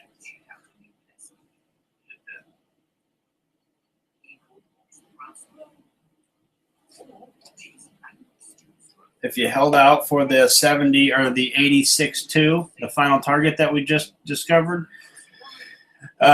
Would have been $310 winner. I mean,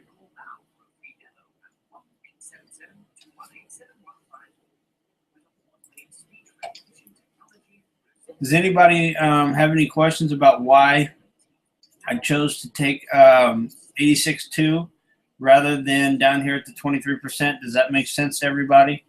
Why we took profits a little quicker rather than waiting for that extra drop? If you look at a 15-minute chart, let me pull it up over here. Let me pull it up over here. Look at this 15-minute chart, guys. We are very much extended from that 21. We had a high probability trade here with the momentum, but we're so extended from that 21 here on the 15-minute chart. I was forced to be a little bit more conservative here and take profits at the previous swing.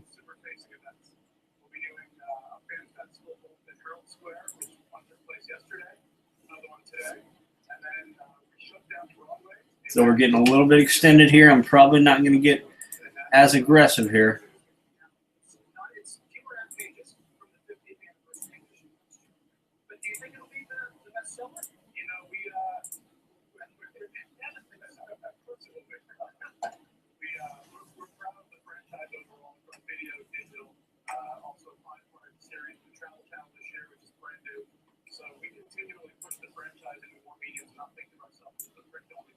And I have to say, it is a risque cover. A lot of people are saying maybe too much of you is showing. They don't want their kids to see that in the grocery aisle. How would you respond to that?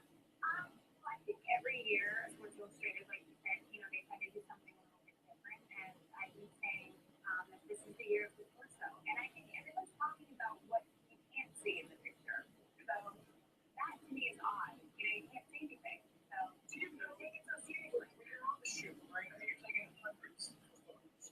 Do you know the moment you think you got the cover? Did somebody say that's it right there? We got it. No. That's actually the last shot of the day.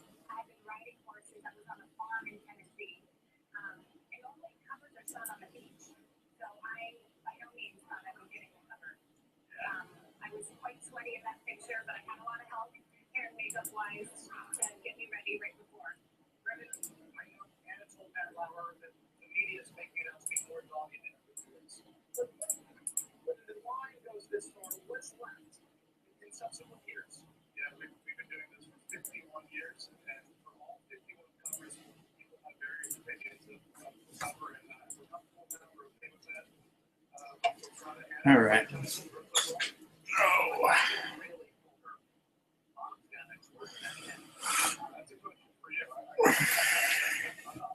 Just kind of watching right now, guys.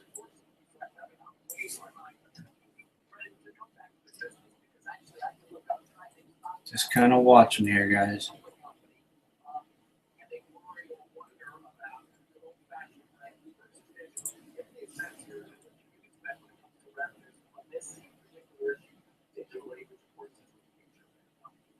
So I think what you've seen this year with the publicly traded company Time Inc. is that this launch wasn't just a Sports Illustrated launch, it was a Time Inc. launch. You'll see content on people.com, EW.com, InStyle.com, obviously SI.com. In addition, their King Leon concert will be streamed live from Nashville across all those sites as well. So we didn't view this as a Sports Illustrated only launch. We really looked at it as a Time Inc. launch, part of our multimedia future. And you've been doing this for a while.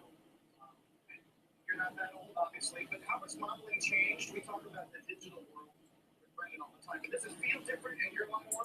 Yeah, I think when I came up, you didn't share as much, and there wasn't, you didn't really have social media. Yes. Just keep me posted. Now, I think pictures, like they post to Instagram and Twitter and all that. Right now, we're just kind of being patient here. There's not much doing right now.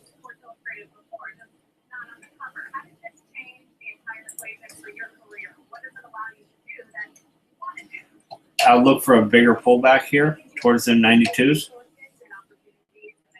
Towards them 92s. Do they call you? Do you get like an email, or how do you find S&Ps are just kind of leaking down, aren't they? But we do have some internals that have dropped.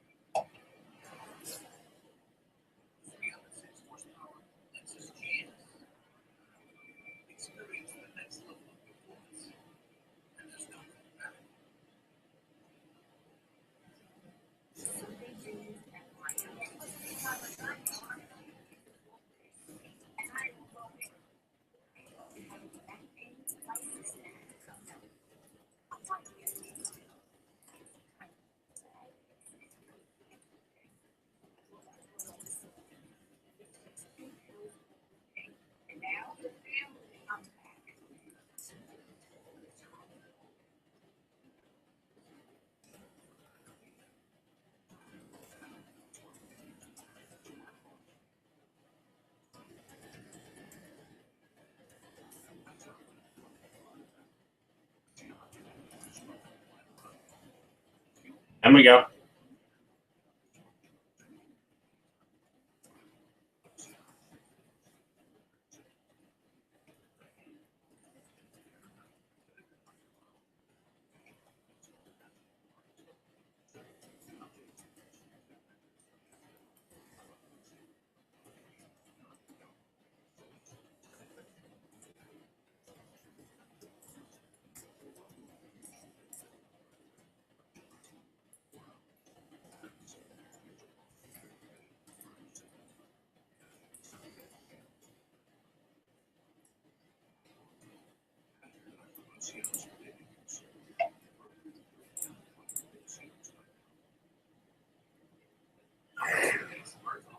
What is the best internet connection?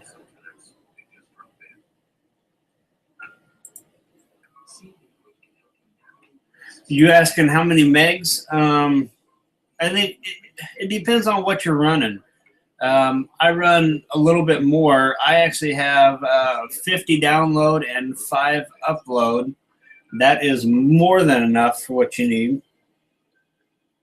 I think as long as you have, maybe you're 20, 30 down, and the upload speed's what you need, Miguel. It's not the download speed. You need upload speed. So depending on how much you're running, 2 to 3 megs upload is usually enough to do it. I run 5 megs upload, and that's enough for me. In Vegas, I ran 10, but I've never had internet issues with running 5 megs upload. Yeah.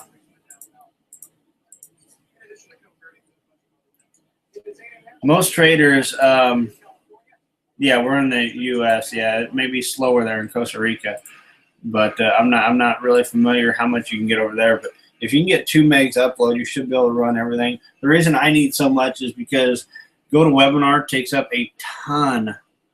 Running different chats and whatnot takes a lot. Running Thinkorswim and all these platforms takes quite a bit. So I just don't want to be kind of stuck with my pants down. So I make sure I have plenty. The U.S. government announcing it will create a new agency dealing exclusively with cybersecurity. Whatever's working for you, Miguel. Is if two's working, then stick with that. If you need more, I would up it. Are you seeing delays? Are you seeing your charts freeze up? Or if you're seeing some freezes, and yeah, you probably should up it. It's your business. I mean, it's one of the things that, yeah, could I spend $100 and have good internet? Yeah, I currently spend $170 for my internet because I get about as much as I can get in my area. So, I mean, for the price of not having to mess up, it'll usually pay for itself.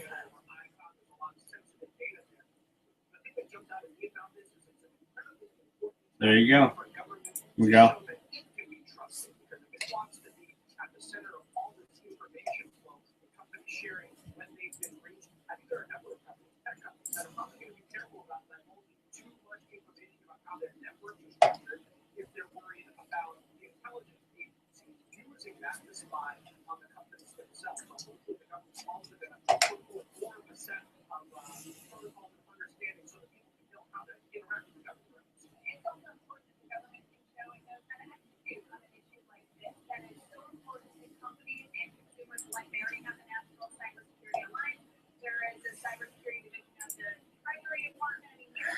RAM's a big one, Miguel. I'm currently running on an i7, 3.9 i7, with 20 gigs of RAM. But like I said, I run a lot more than you guys are going to run, having to run these chat services and whatnot. I'm not going to be the best guy to help you out with computers. I'm not really a computer guy. But RAM is something I absolutely max out in my computers, and then internet, because everything we're doing is streaming, and it takes we don't really need the download, but I do need to be able to stream. So internet and RAM is a big one. So yeah, if you feel like things are a little bit slow, maybe go and see if you can stick some more RAM in there, and maybe just add a little bit more internet, or one or the other. RAM is probably a big one, though, for you. Yeah, RAM would be a big one, though. Yeah. If you go to 8 gigs and you're not recording any videos or running any live chats, then I've never really heard anybody have any issues with 8 gigs of RAM. So you should be in good shape there.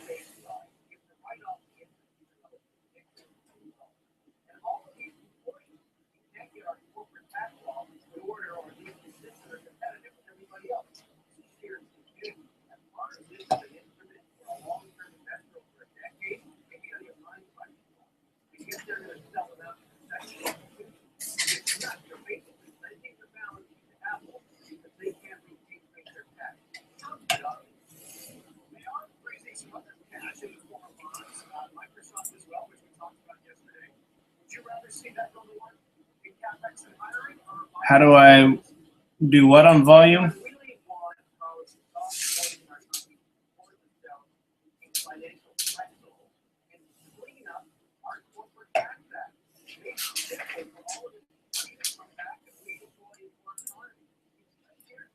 You can just put a volume chart. Here's my 2-minute chart from another screen. Here's my 2-minute chart. I just put volume at the bottom. And I look at the average price. You can put a moving average on your volume pane or whatever you want, but you can just put a cursor over and say, here's about the average volume. We're averaging about just over 7,000 contracts traded every 2 minutes on the S&P. It's not really heavy, but if you've seen in yesterday's video, that is a tradable volume.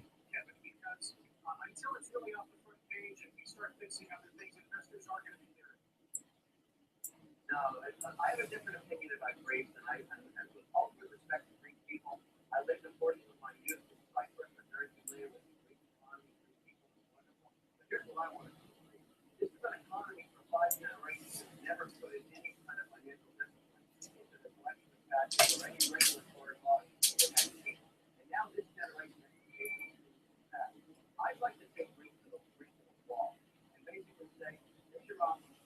might have paid us back and live by these companies. When you go to capital constraints like Kipling thought, all that happened there, Carl, is basically we use 33% of each individual's net worth on each different bank and just put their money away. So that's what we should do.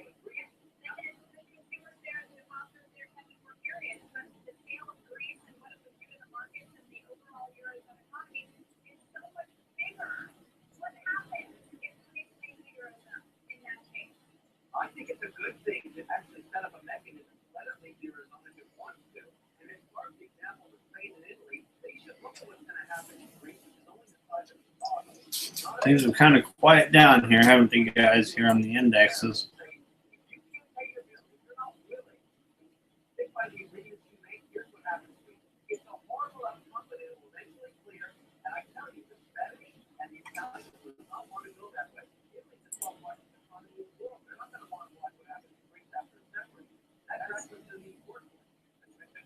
It's a reasonable bet, Kevin, but it's a big bet, and a lot of people would be afraid to take that chance. Well, I'm not one of them. I say let's go to the wall, let's see what happens, and this is the right way to fix it long term. You can't keep kicking this can down the road. These people have to pay their bills when they do, like everybody else does. Like I do, like every other country, grow up and smell the road.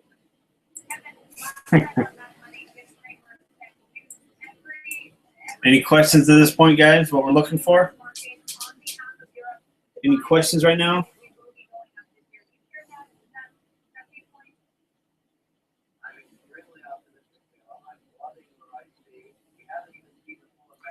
Okay, guys, I'm going to step back for just a minute. I'm going to step back for just a minute and go get a drink. I'll put on some Squawk here for you to listen to.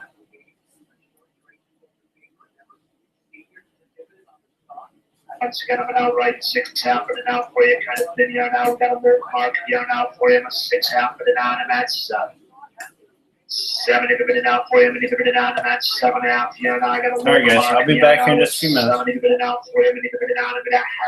7 if it. 7 if it now for you. Many if it a half. Let's take a look here now at that first hour and a half trade. Join with me as we do. It's every hour on the hour here. No different today than any other here. Now we're taking a look at the first hour and a half trade. Again, as mentioned, 10 handles of range here from 2054.50 down to 2043.50. So again, we had a nice 11 handles of range here now in that first hour of trade. Energy here now has been present here for you. I'm going to give it a 2.0, 2.5. I mean, conviction here now to the downside here. I'm also going to give it 2.5. Paper here, ladies and gentlemen, has been here now somewhat two-sided here today. Again, paper here now all about two-sided, but here to the downside here, mostly led by the Russell here, and without the NASDAQ, I think it'll be somewhat limited today. But pointing out here, nonetheless, here now we have seen some energy here. We have seen some conviction here now, have seen some follow through to the downside, even though we're seeing just a light bid coming to the market here right now. This market here, ladies and gentlemen, to say the least here now, has been under pressure here today, and we continue to be.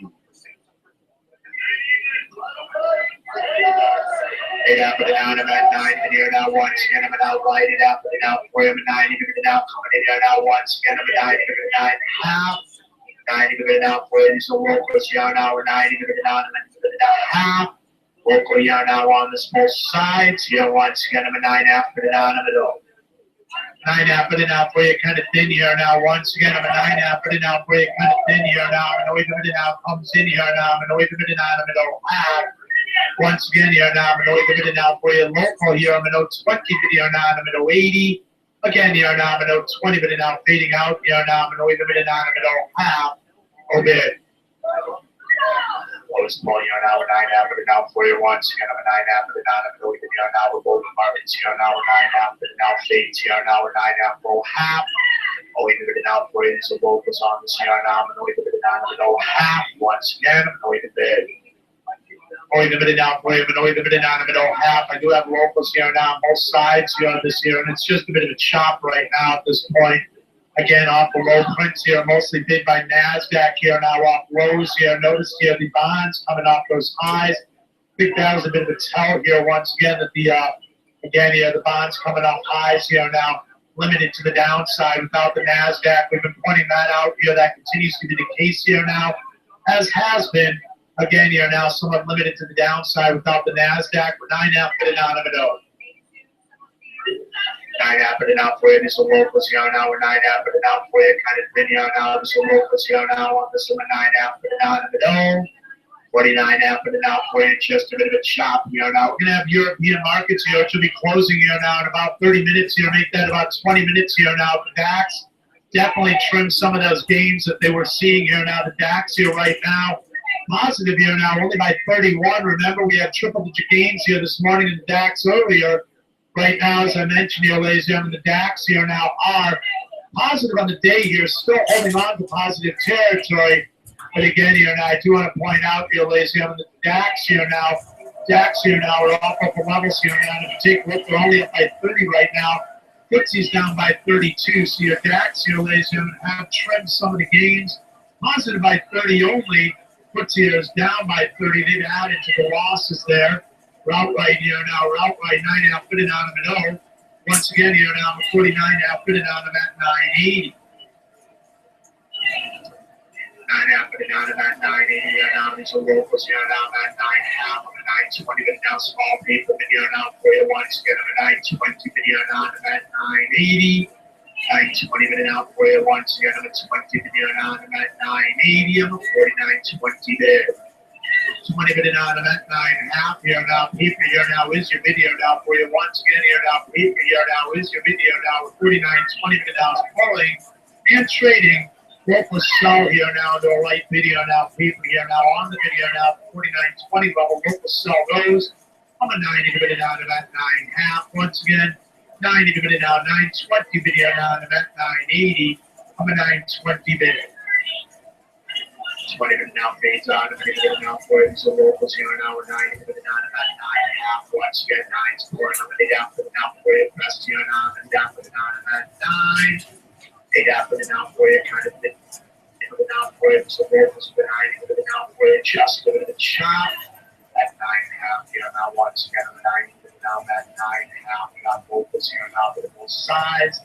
NASDAQ bids that's been coming into play here now has brought a bit of the video now into the other majors here now, into the S&Ps here now, into the Dow, and into the Russell.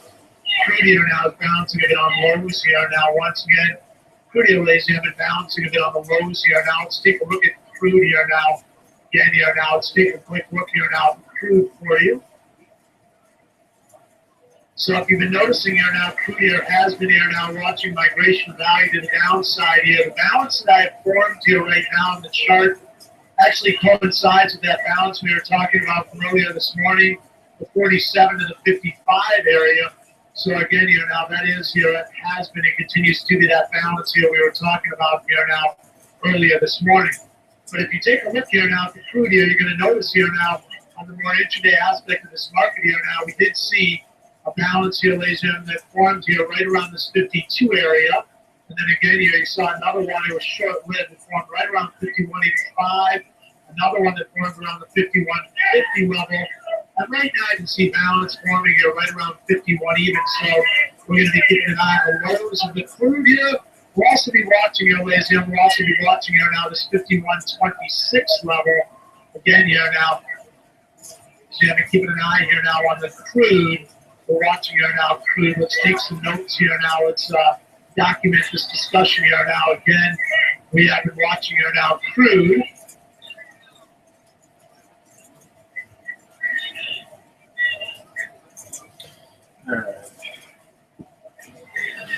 Crude here now still inside of balance here now. Once again in balance here now.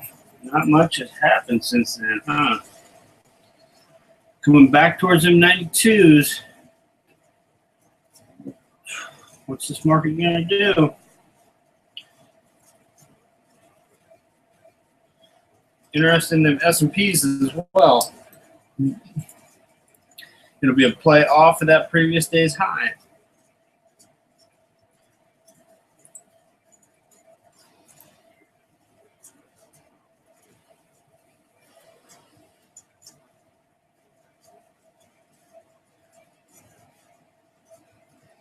Look at this.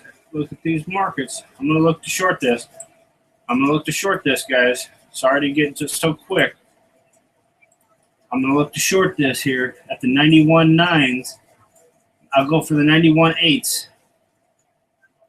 Oh, shit, it slipped me here. So I'm in at the 91.6s. That's fine.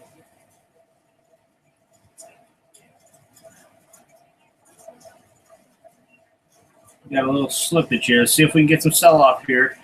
We have a divergence here on the internals. See if we can get this thing back to the downside here. I want it to hold these 92.2s. I want to hold these 92.2s. I want it to hold these 92.2s. See if we can get some selling in here, guys. See if we can get some selling in here. This is like the S&P and the just below the previous day's highs. The Russell just below the previous day's lows.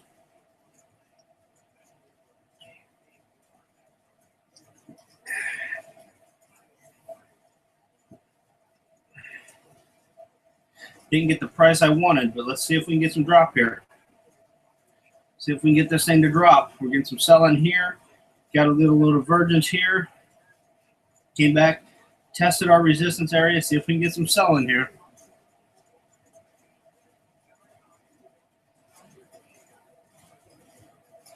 See if we can get some selling here. I want this to hold.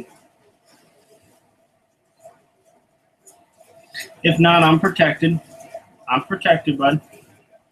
I got my stop out there.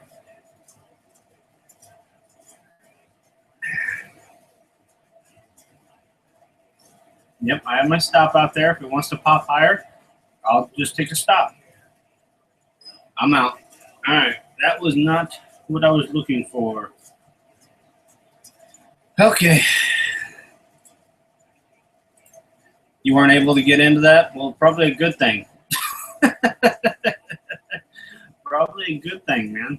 I just got aggressive. I came right back. One of the big no-nos I tell all the time, one of the big no-nos I talk about all the freaking time is don't ever come back in and just, when you step away, you got to get settled back in. I came back in. I had a price that I wanted to trade at, and sure enough, I walked right back in and shorted it without sitting here and getting resettled into the markets after stepping away for a couple minutes. But that's part of it. That's fine.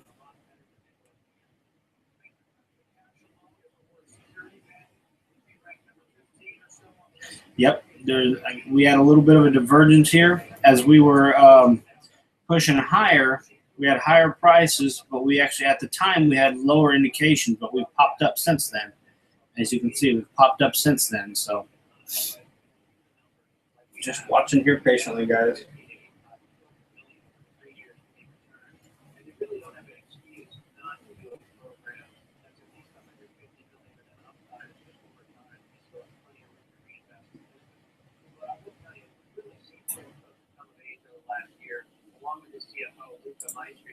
Who really show they care about the stock in addition to products. Okay. Of course, they care about products. Without products, the company doesn't work, but they are shepherding the story now better than they ever have. That's a lesson you've learned as well. Yeah. It all comes down to watching this thing. If you're able to watch it, you can get the feeling of this move up. I was away from the computer during this pop-up, so wasn't able to kind of get the feeling of it. And sure enough, I came back in but it was a price that I was looking for when I left. And I came back and it was there, so I went ahead and shorted it, and that's okay. Coming up into some resistance here.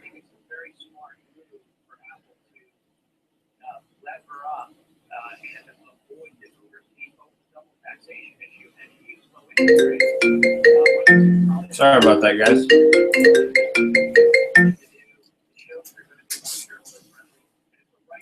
Let's see here.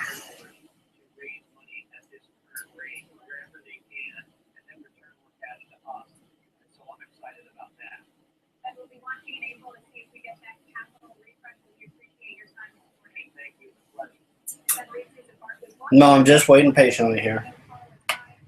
Just being patient here. There's still a lot of trading still left.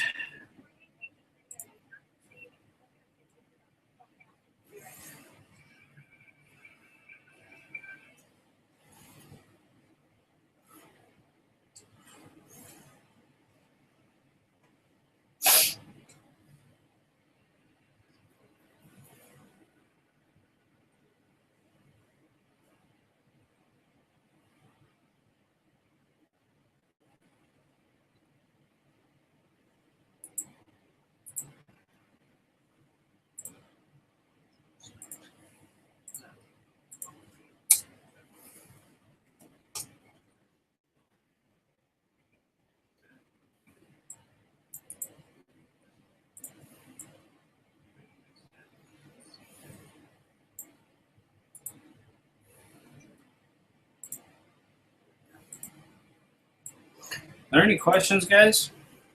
Been a fun day. Been kind of a wild, fun day.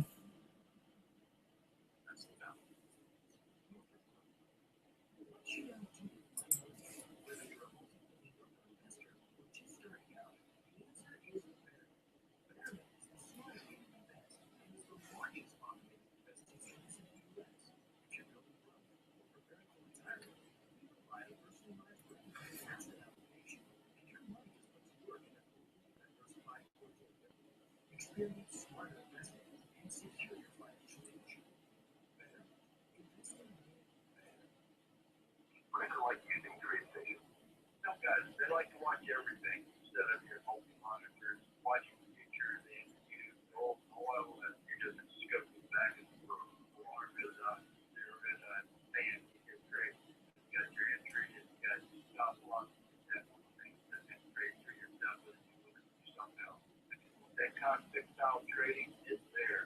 Trade station, absolutely. Trader is trading, but trade station. You show up, stand, listen, laugh, worry, do whatever it takes to take care of your family. When it's time to plan for your family's future, we're here for you. We're LegalZoom. For over 10 years, we've helped families just Yeah, it's retesting the previous day's highs right now, Miguel. The S&P is sitting right at the previous day's highs, looking to see about rolling over. Looking to see if we can test the previous day's highs and roll over.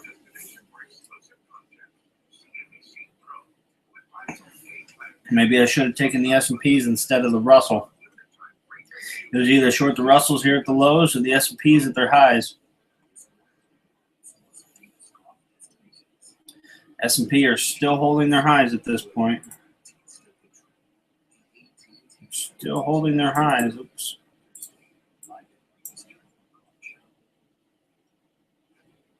In case you missed it, Boston Dynamics, the company Google bought back in 2013, is now on some crazy rich video footage of its newest robot. It's called Spot. It weighs 160 pounds. It's a big dog. It walks on four hydraulic legs. And you can see Spot can withstand a kick and stay upright, something the engineers tested early in the video. Don't try that at home, though. The robot can climb stairs and hills and is smaller than previous versions we've seen. Now, Boston Dynamics has 9 robots listed on their website, but engineers are saying this is a problem with what they're doing. It is. My concern is that one day when Spock gets far more intelligent than those who watch this video and think that we are not its friend. And I want to be as far away from that little area right there as possible when that happens. They are getting better and better all the time. It's amazing to watch. Let's get the segment on this morning, just a few minutes ahead of the European flow. Let's talk about what happened today and what's going to happen this week. So, to be able to fly the ball tomorrow, but of course, all the Do you have any questions about what we're looking at here? Popped out of our little channel here. Man. This is the opposite of the exact trade that we just took in the euro, kind of popped out of its channel here, pulled back, and popped up nicely here. Damn. Pretty good pattern.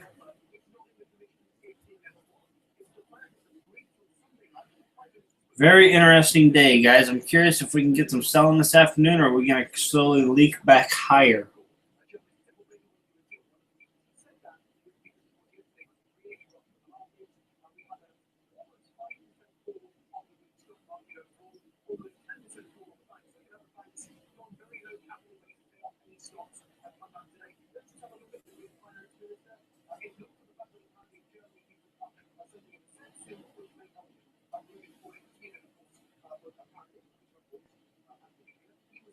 That NASDAQ has just stayed strong. I mean, just remarkable.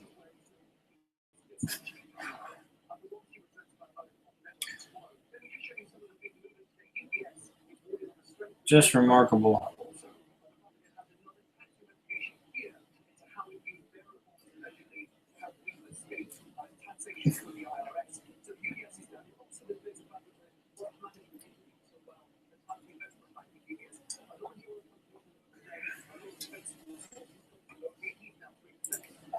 Let's see here.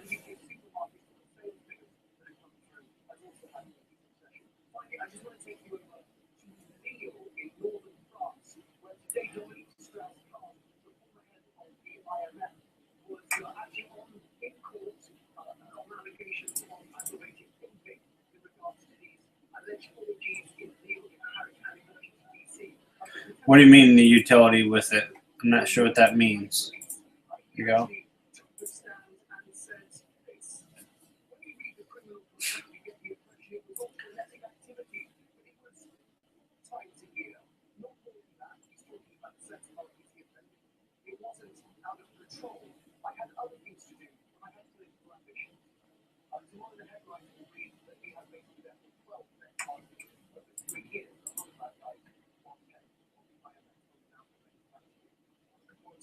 Thanks so much, Simon. When we come back, according to Senator Ed Markey, too many cars in this country are vulnerable to hacking.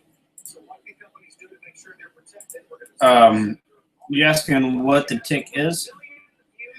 If you, it's just basically an oscillator that tracks the NYSE stocks, whether or not they're ticking up or ticking down. And on this particular chart, I have a 1 minute bar. It's a 1 minute chart here, the tick. So every 1 minute, it determines if the NYSE stocks are ticking up over that 1 minute or ticking down over that 1 minute.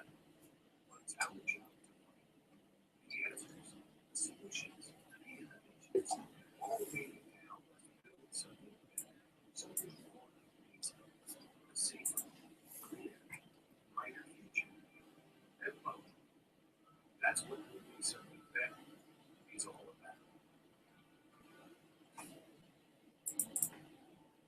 about. Oh, yeah, Miguel, that's what you're doing. Yep. Not a problem. That's what we're here to do.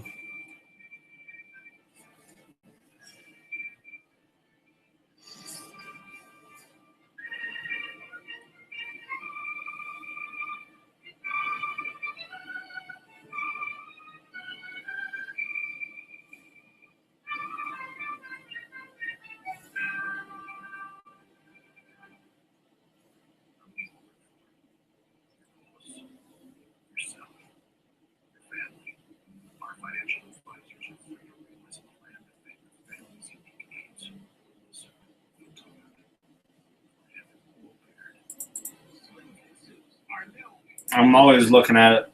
What's it tell me? It tells me we haven't really done anything today.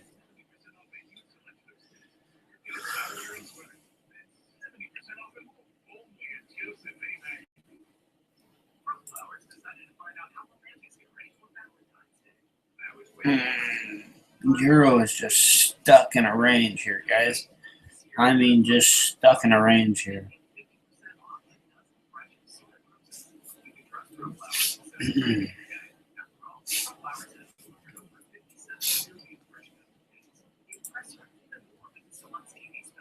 Do you think that up at?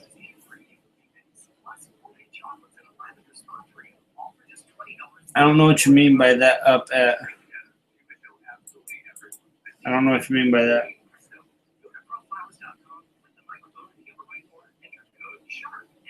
As of right now, I see us just testing the previous day's high. I don't know what 53 is. Not really on my radar. I don't even know what that is.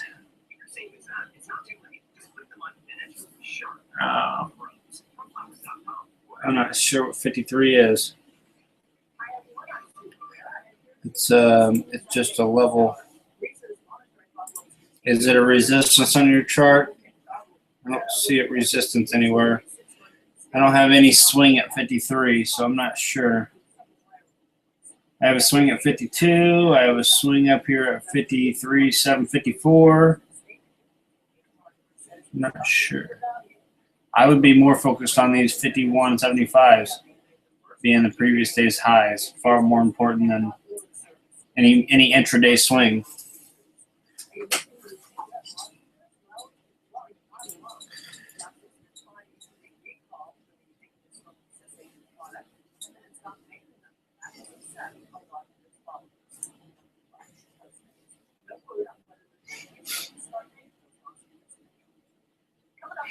Very interested to see what this afternoon will bring, if it brings some more selling or not. Their EMAs, 21, 50, and 200.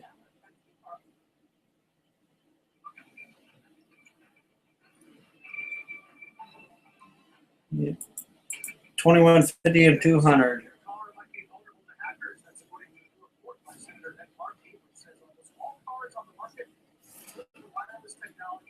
Yeah.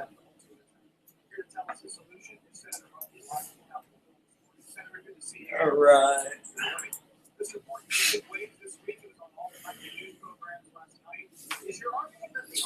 Any questions, guys, on what what's to come here? Yes, it is. From the internal hero will be able to the computer hero. And we want the computer hero for vehicles, but with it, we also want the safeguards built in to make sure that the safety Option class tonight, yes.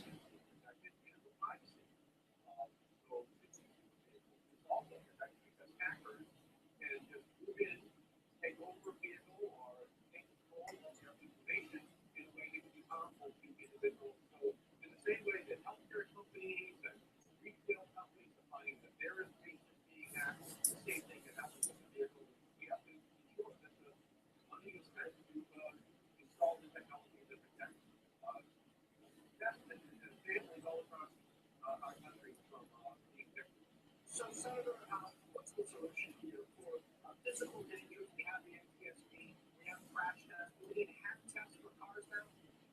We do. In the same way now that people can go over and look at a sticker and see what the miles per gallon is going to be on the vehicle, they can see what the crash worthiness is, how many airbags there are. We're going to need a little sticker on the cyber protector that's built into the vehicle to make sure that someone can't just use an iPad to track into the vehicle, or that the information that's being gathered by the automobile company that tells people where you park, how fast you're driving, where you go. Okay, let's see here. Senator, the same way that a consumer would potentially buy a car because it's safer, I would think that an automaker would look at technology and say, having a more secure vehicle. They're holding resistance pretty good right now. They look like they might want to break, but we'll see.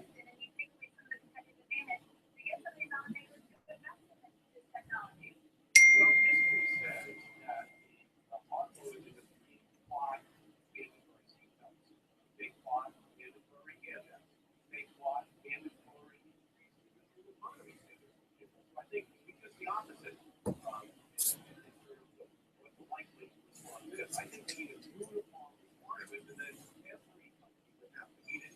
Every company would have to put it up on the sticker. Well, no cybersecurity for the vehicle. In all fairness, Senator, No, yeah, from that perspective, I'm not getting too crazy here until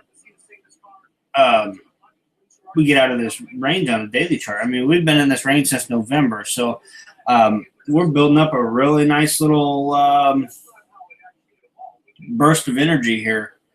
So nothing too crazy. I'm just being patient here. You know, when's it going to break? I don't know. Which way is it going to break? I don't know.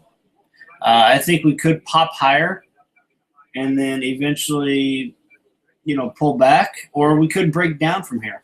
You just, I mean, this market, you just never know. But yeah, we've been in this consolidation for a long time, guys. A long, long time. Is it going to break down? You know, that's the question. Is it going to break higher? I don't know. I think there's a good chance we could pop higher and then just tease some people and then tank. I think that's very possible. But I'm not, I'm not jumping the guns here. I'm not trying to call which way it's going. That's not the type of trader I am. I'm more of a reactionary trader. I trade, hey, this is what it did, so I'm going to look to do this or that, So.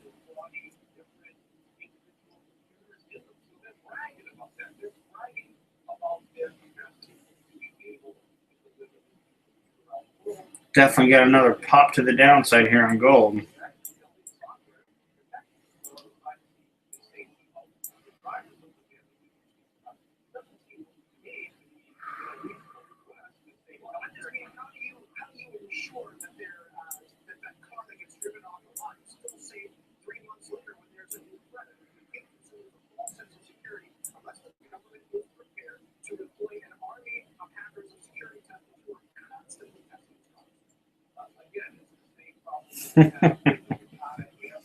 Yeah.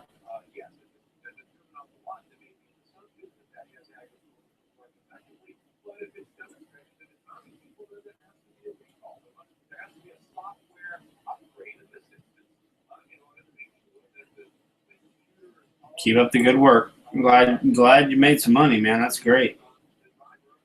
And Russell trades were good. I'm glad you were able to take them.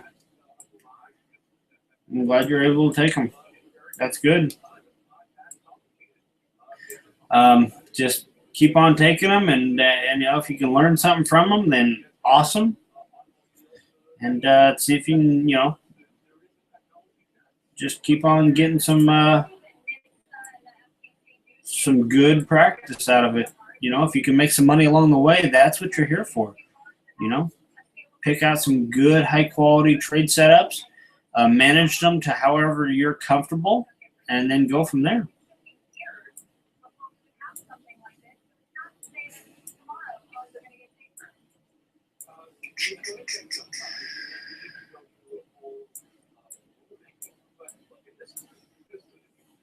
This is ran as kind of an educational deal. So yes, I don't like saying this because I don't want you to think that it's kind of misleading, but there are some a few different variations that I do when it's just me trading. I'm not quite as conservative, meaning I will let some trades run for an hour or two. Whenever in here, that may not be the best practice for getting people to stop bleeding, because yes, there are times where I'll take full stop outs on my own that I would probably have like a break even or something in here to create good trading practice. That's why I always encourage people. After time, you're going to start to learn some discipline, this and that, and we talk about it quite a bit. There are a lot of traders in here that take the exact trades that I take. They just manage them differently. And I encourage that, completely. Because, I do that at times. If you've ever traded with me on Fridays, well, I mean, I'm not talking to you. I know you haven't, but some guys in here trade with me on Fridays through Skype. They know I'll hold a position for an hour. If they're selling in the markets, and I'll take positions on a 15-minute chart that, maybe I need to hold for an hour and a half. That happens. But in here, we're really trying to be a disciplined group and create education first. Because 90% of the people that come here are bleeding and looking to stop the bleeding and create discipline.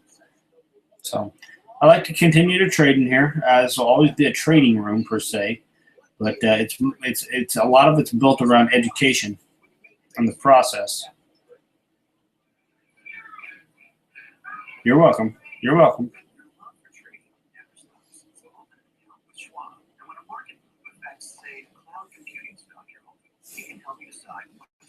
You are welcome. So when the time comes to decide whether to scale in or scale out, you can make your move wherever you are and start working on the next big idea.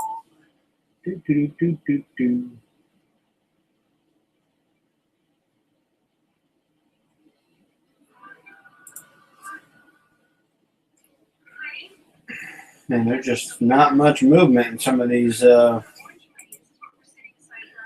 these instruments I'm looking at. Twitter's getting a little pullback here.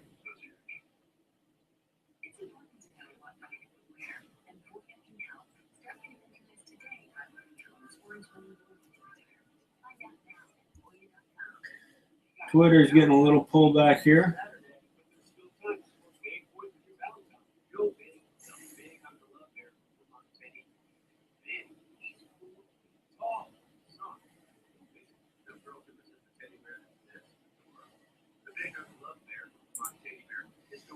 I may look to take a Twitter position in the option program tonight. I'm going to watch it for the rest of the day and make a decision.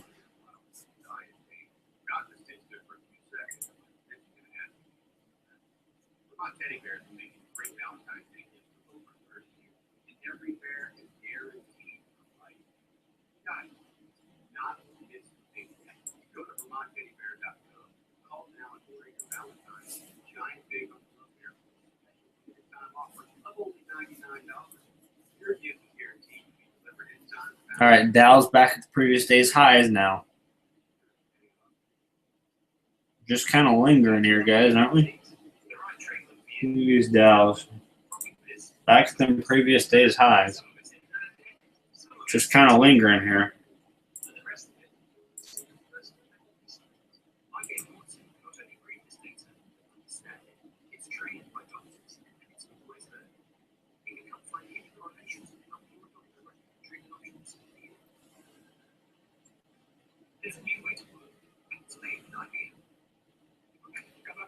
Against the crowd, right now is the time to buy energy stocks and bail on the consumer.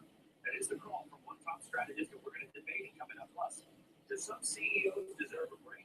One expert says yes, and is here to tell you. Boy, look at this market consolidate. Look at this ticks. Averaging like a minus 200 to plus 400, plus 500. Just sitting here grinding.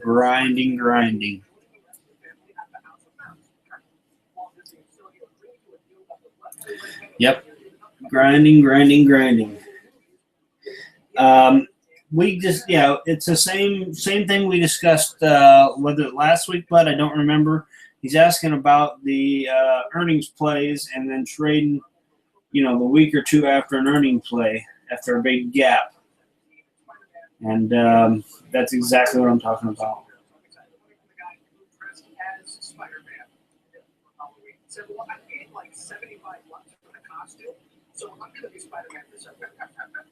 Apple is the exact same play that we'd be looking at on Twitter. Same thing with Amazon. What's another one? Boeing's another one.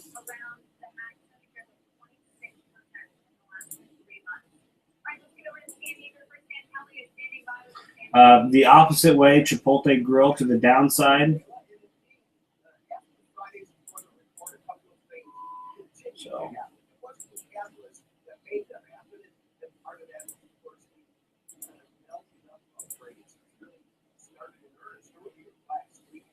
What's Facebook doing? Nothing. Consolidating like crazy.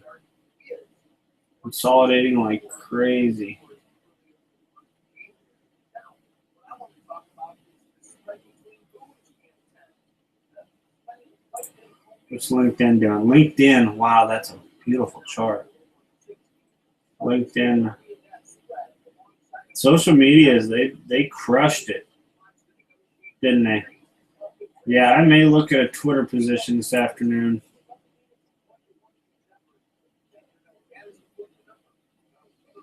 Yeah, may just look at a Twitter position.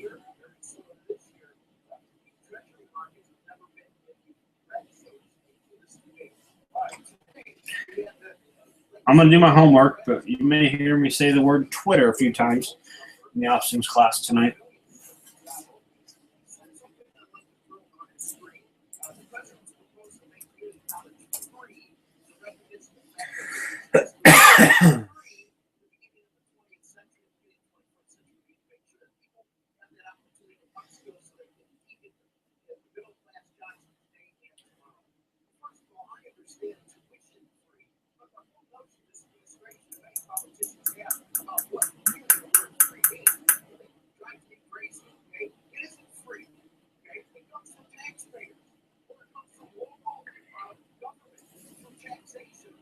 You might have any questions, guys, about today, about just the last couple of days, just anything in general?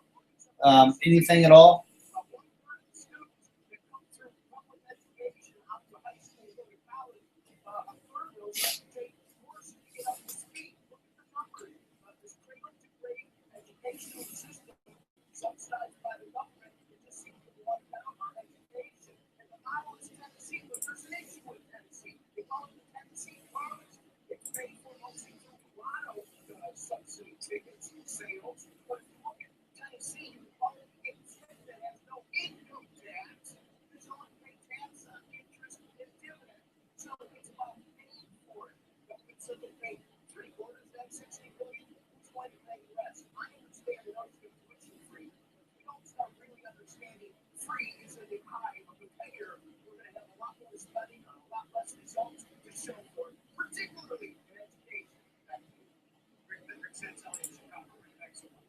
When we come back, she is one of YouTube's top stars, over 1 billion views.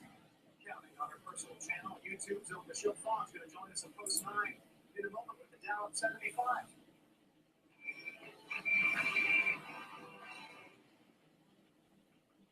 You had to make a dentist appointment when my teeth are ready. Can you tell the doctor how I have to lick this thing?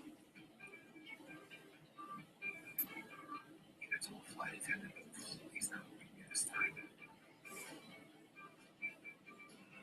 Yes. So the question your customers are really asking is, can this piece of delivered? Hey girl, is it crazy that your son or Jonesy is talking to you right now? You gotta do it. It's as crazy as you not rolling over your own 401k. You know what? Just harness the confidence it took you to win and call TD Ameritrade. Yeah.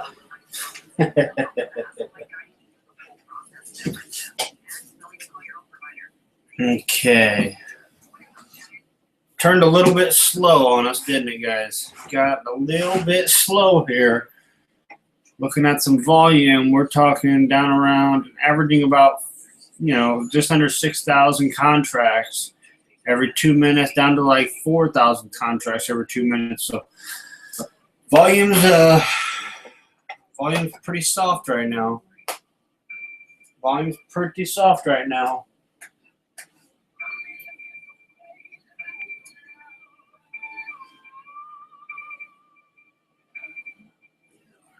When a small business needs to secure financing to do things like buying equipment, purchase inventory, or employees, they turn to OnDeck, the small business loan experts. OnDeck has provided over $1 million in young business loans to more than 700 OnDeck says it's faster and more profitable. And that's why 93% of our customers said they recommend us, and why OnDeck has a 81 rating for better business credit. Plus, OnDeck is probably rated on the New York Stock Exchange. Why is OnDeck a better choice for small businesses? We have a way to help with your business, not just your personal credit. With OnDeck, you can receive a decision in minutes, not months. Invest in all the funding as fast as you want business day. And OnDeck, we actually want to lend the small business. How can we help your small business? Go to OnDeck.com. There's no obligation. You can receive a decision in minutes. Visit us online at OnDeck.com today.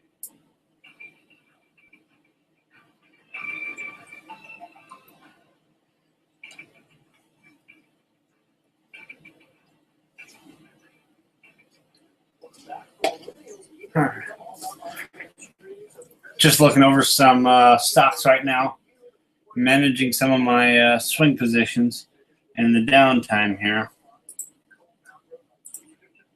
Just looking over some things here, guys.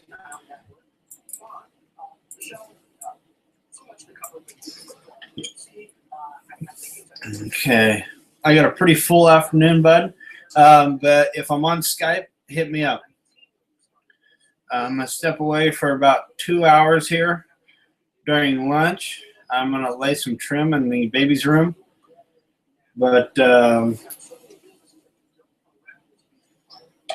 actually, I got to paint it first. So I'm going to paint it, let it dry, and probably lay it this afternoon. But I will be off and on here in front of the computer. I got a lot of work to do this week on the website and on some stuff. So making some serious changes and some serious improvements to the site and to the business as a whole.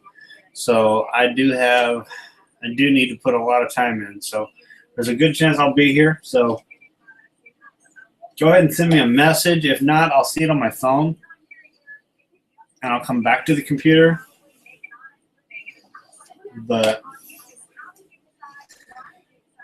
should be able to hit me up pretty easily.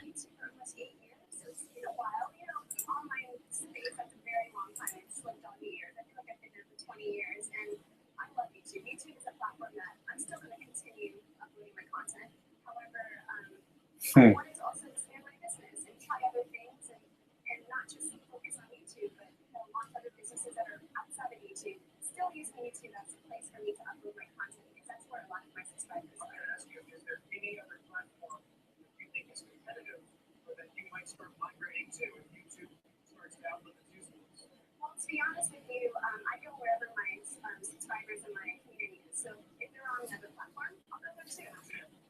For example, Facebook now is becoming very popular for video search and video content. Right now, there's no monetization, but I wouldn't be shocked if they enable monetization for content creators because that will enable more people to upload more original content on Facebook. So Facebook is a place where a lot of people now are watching videos. Vine, as you guys know, people love just getting lost online and going through the Vine black hole and finding these videos.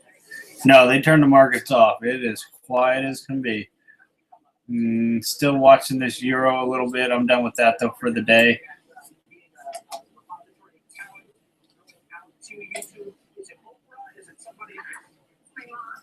Cena's still in that area here on the Russell. See if we can find some sellers here. We're back in that mid-range here on the net issues, so in that neutral zone. To be determined whether or not we're going to drop, pop, or indifferent here.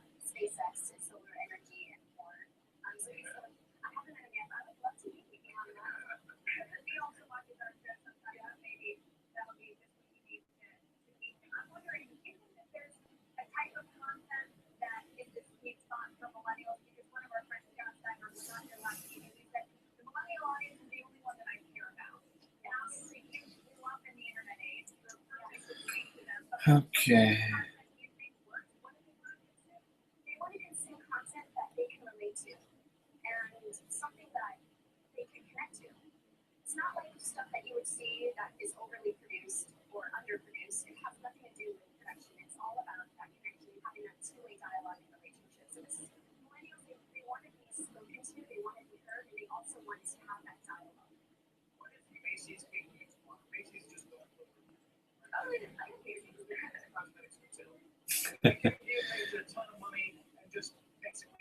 No, you see the market, it's just not moving. We're into lunch already. We're into lunch already. Twitter's IV is down at 11%. So it will be a long call spread if we decide to do that.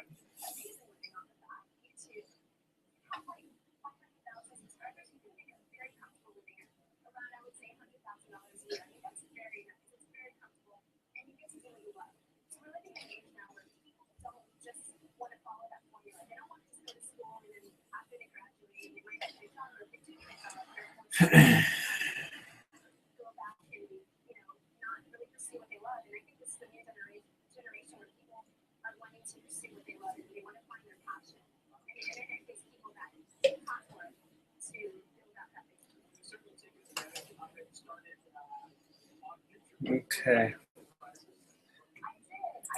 Actually, I quit my job in 2008 when the crisis happened. But everyone was holding on to their job for dear life. I took a chance and I said, you know what, I'm going to give it a shot with this YouTube thing. See where it takes me. Thank you. When we come back, Apple Pay is joining the final life month. We'll explain in just a moment. This portion of CNBC is sponsored by Info for all of this report. Your mom's got your back. Okay, let's see here. Just looking over some of the markets. The S&P just lingering here above the previous day's highs. The Dow just lingering here at the previous day's highs. Looking at the NASDAQ has popped higher like crazy. The Dow just popped above the previous day's low.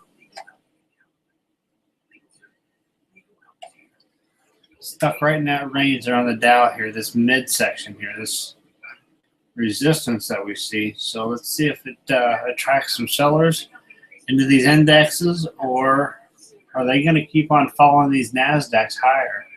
Just continuing to leak higher here like the NASDAQ is. NASDAQ consolidated all morning and has popped higher the last half hour. Crude, no, it's consolidating down at these lows, but it did pop down very nicely early on. Gold kind of consolidating here.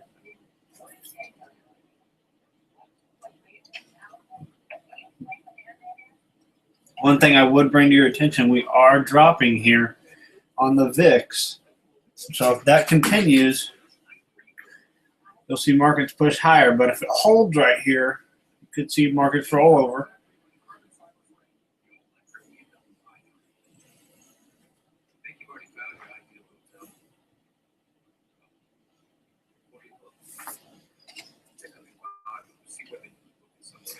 No, not much change. Look at the daily chart here on the Russell.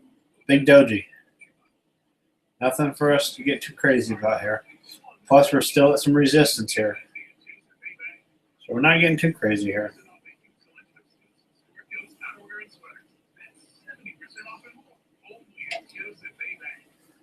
Okay, good. Good.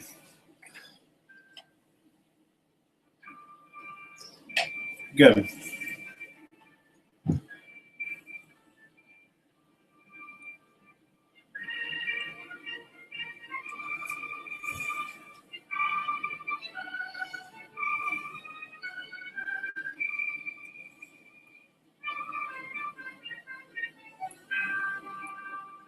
All right, guys. Any questions here before we head off to lunch? Like I said to, I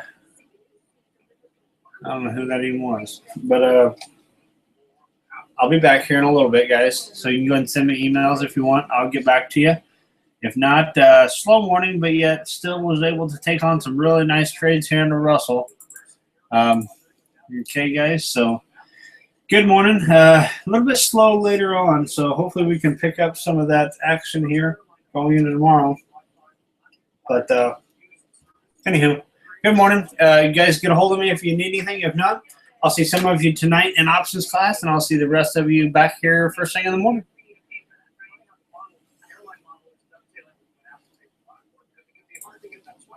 Thank you.